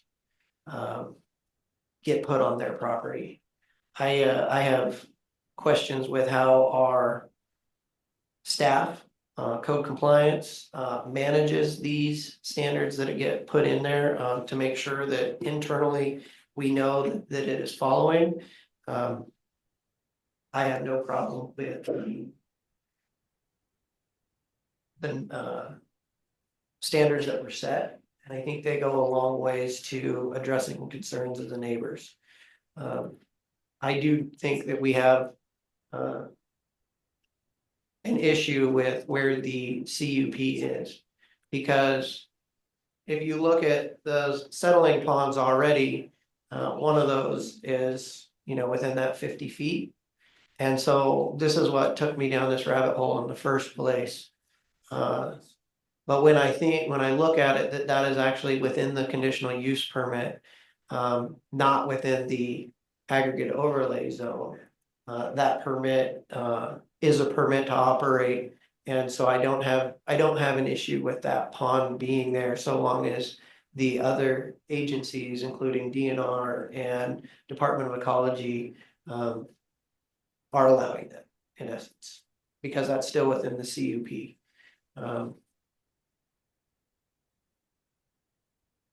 What I would like to do is to have staff send over a PA opinion request to make sure that the CUP was not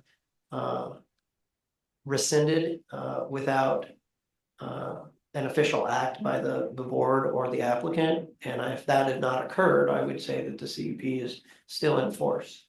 That alleviates us from having to have that concern where that's within, 200 feet of the road. Because if you set 200-foot setbacks, as just the AR district says,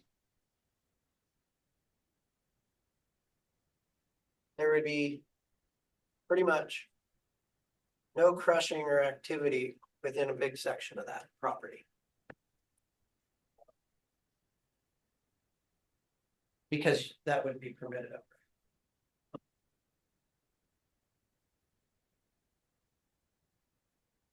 I personally feel for the applicant that this has been a very long, lengthy process.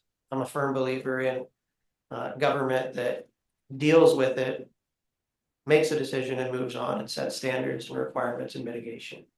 I'm not making excuses, but I think staff has done a great job, and I'd like to thank Lori and Scott when you came on for dealing with this, because we were in a time when there really wasn't a leader at the helm. And I think you've done a great job so far. I would also ask that in our PA opinion request that we make sure that policy 4.3 could just be removed without having to hold its own public hearing, as it was an erroneous statement based on or an erroneous fact, being that that is not the actual law or the underlying zoning. And if that is the case, then I wouldn't mind moving forward next week if we can get that answered. Yeah, get the legal. And that was my concern, was the legal on the CUP versus the overlay.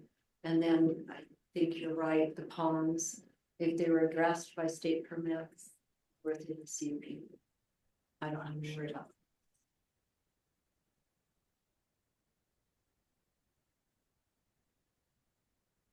And I don't think that updating the CUP is going to be too awfully difficult to incorporate the areas that won't fit within the AR district buffers. Being that we have almost 700 pages of, we hashed this out back in 1995. It was a lot of information to go through. That would be my hope, that we could just amend the CUP and set conditions and have a public hearing. Granted, that won't happen before I'm gone, but this is just my review of it. If I may add, between the 200-foot buffer and the opportunity to comment through another CUP amendment, that would give neighbors an opportunity to address some of their concerns they've raised. But I will say though, that if we go back to the last picture. Please, no, the next one, that one.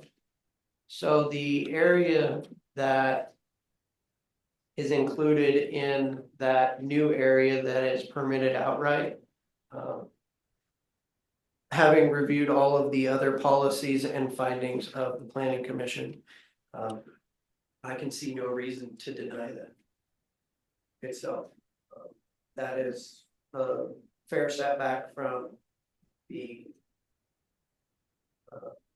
homes, and it's going up the hill. But or making any findings of fact, or adopting the findings of fact that the planning commission has set forward, I would like to get that PA opinion request. Madam Chair, may I make a few comments? Yes, please. I want to start with length of time. I agree. I came on and this was a project we already had for quite some time, and there was a lot going on, and it's taken a very long time. And I appreciate the patience of Mr. Dean, as well as the neighbors who've been, their concerns continue, and as they worry about that. So I acknowledge that, and hope we can do better with future projects. Second, your comment about enforcement and how the department does it. As you know, this county is complaint driven, which I'm fine with, because that's how it is for the most part. I do think when we may approve projects, we have an accountability to follow up on things we can. We can't really follow up on our own with dust, with noise, with hours, without a complaint. Those things will need to be complaint driven, and we'll respond when we receive a complaint and go monitor it, see, and investigate. As I speak for George, but I shouldn't speak for him, but from planning, we'll encourage that. As far as items like meeting setbacks, if we get a complaint, we'll look, but in other conditions, we'll actively monitor to make sure that we'll work with DNR to make sure that they have the reports that are required by our conditions. So I do think we have a role, whether it's this kind of project or solar farm, anything. If we have a condition that we can actually go and check, we need to go and check that. So we'll be doing that in the future. And I just want the process in place, because if you look at the 1995 CUP, there was supposed to be an annual review of operations. It was supposed to occur annually that would have dealt with that. So we need to have an internal process that the commissioners can review to make sure that that's going to occur.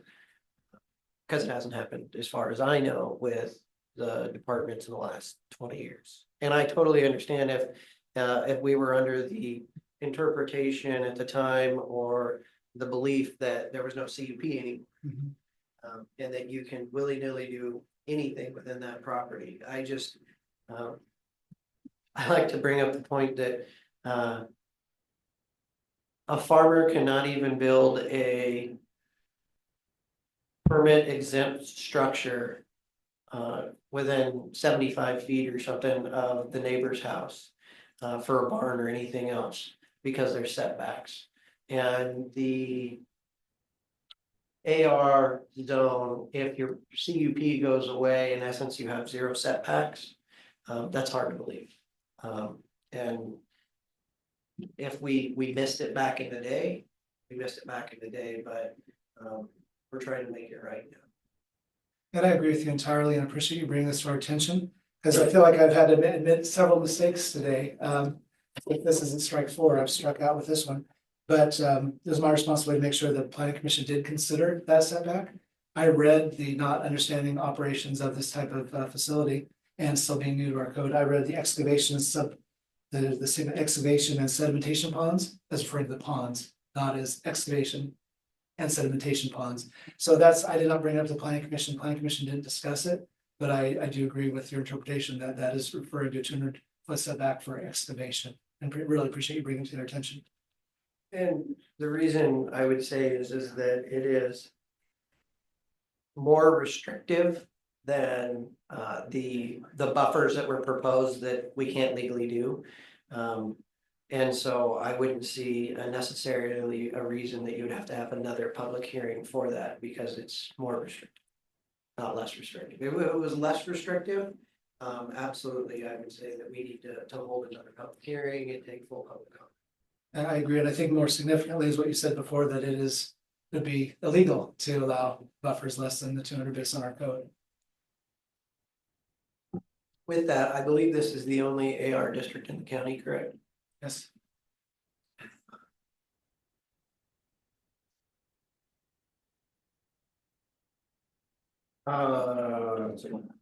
Any other thoughts, Madam Chair? I do not. That covered all of mine. And I would just say that there's an email going around that there was ex parte communication. And I would say that we are getting a lot of messages from everyone making comments. We took, there are people, we can't stop them from speaking.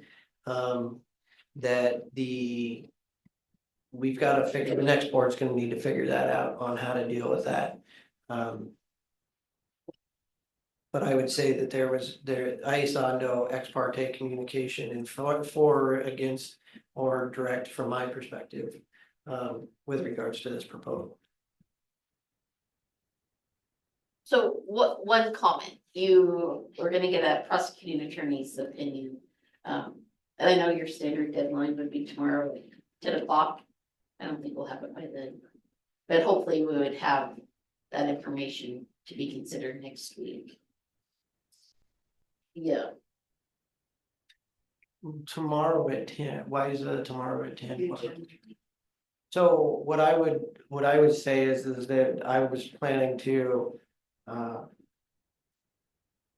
recess the hearing not the hearing, the public meeting until next week, so that we can get a PA opinion request, and we'll make that decision based on that next week. Perfect. So as long as we get the opinion back by then, I don't have an issue with holding the hearing. Or meeting. We'll work and it'll work. Just, we won't make our, it won't probably be posted online when you post the agenda for next week. The opinion? Yeah. Well, I mean, whatever information you may need. We've been we want to make sure we get whatever's necessary to be on the agenda. So then it's out to the public, so we're. Right, but it's not a hearing, so that's the difference. It only needs it to come to us. Or the information for next week. Okay. So we always add also up until 24 hours before, so. Okay. Yeah, and that was the other thing is if we do have information, I would like it added to the packet at that time. Thank you. We'll get that to the PA today. Madam Chair, I would make a motion to hold this public meeting over until next Tuesday, time to be determined. I'd say 10:30. probably around 10:30. I'll step down in second. All those in favor? Aye. Aye, motion passes. Thank you. Thank you. Thank you. Yes. Announce to 10 o'clock, I'll make the. Okay, so next week, we want to be sure that everyone understands that on Tuesday, it will be 10 o'clock for the franchise hearing extension, and then 10:30 for the public meeting extension for the aggregate overlay. Thank you. Thank you.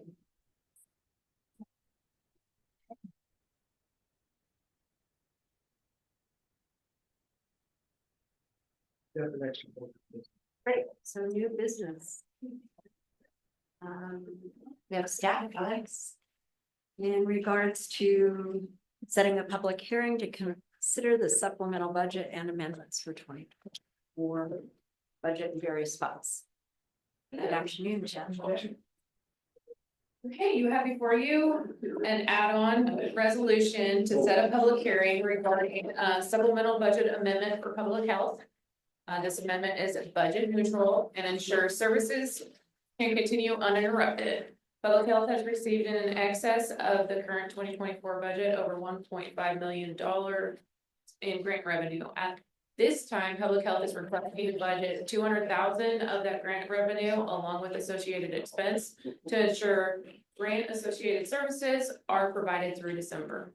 This amendment adjusts the budget to reflect both increase in expenses and additional revenue that has already been received. Public health remains committed to leveraging available funds efficiently to serve our community and address any ongoing health priorities. If approved, the public hearing will take place on the 31st of December at 10 a.m. Question. Yes. Of course. Do we have any other departments that are gonna potentially run over budget that we need to add in some budget authorization for the end of the year? I do have a few that will be taken care of with transfer within requests that you should see next. Okay. Those don't require. But it's just transfers with it.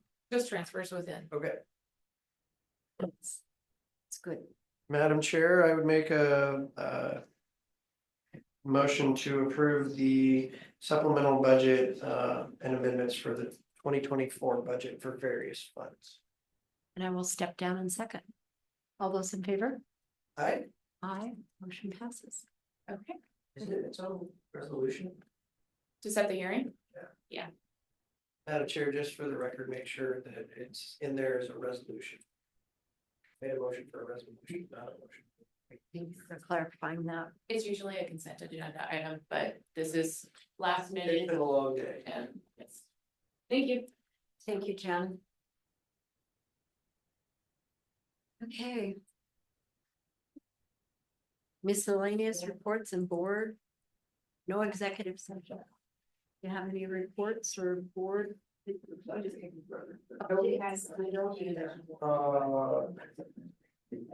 Madam Chair, I would make a motion to adjourn the regular meeting, noting that 2 or more commissioners will likely be present on the radio on Thursday, and also noting that 2 commissioners were present at the lunch or the lunch in White Salmon. Not going. And I'll step down in second. All those in favor? Aye. Aye, motion passes. Thank you all.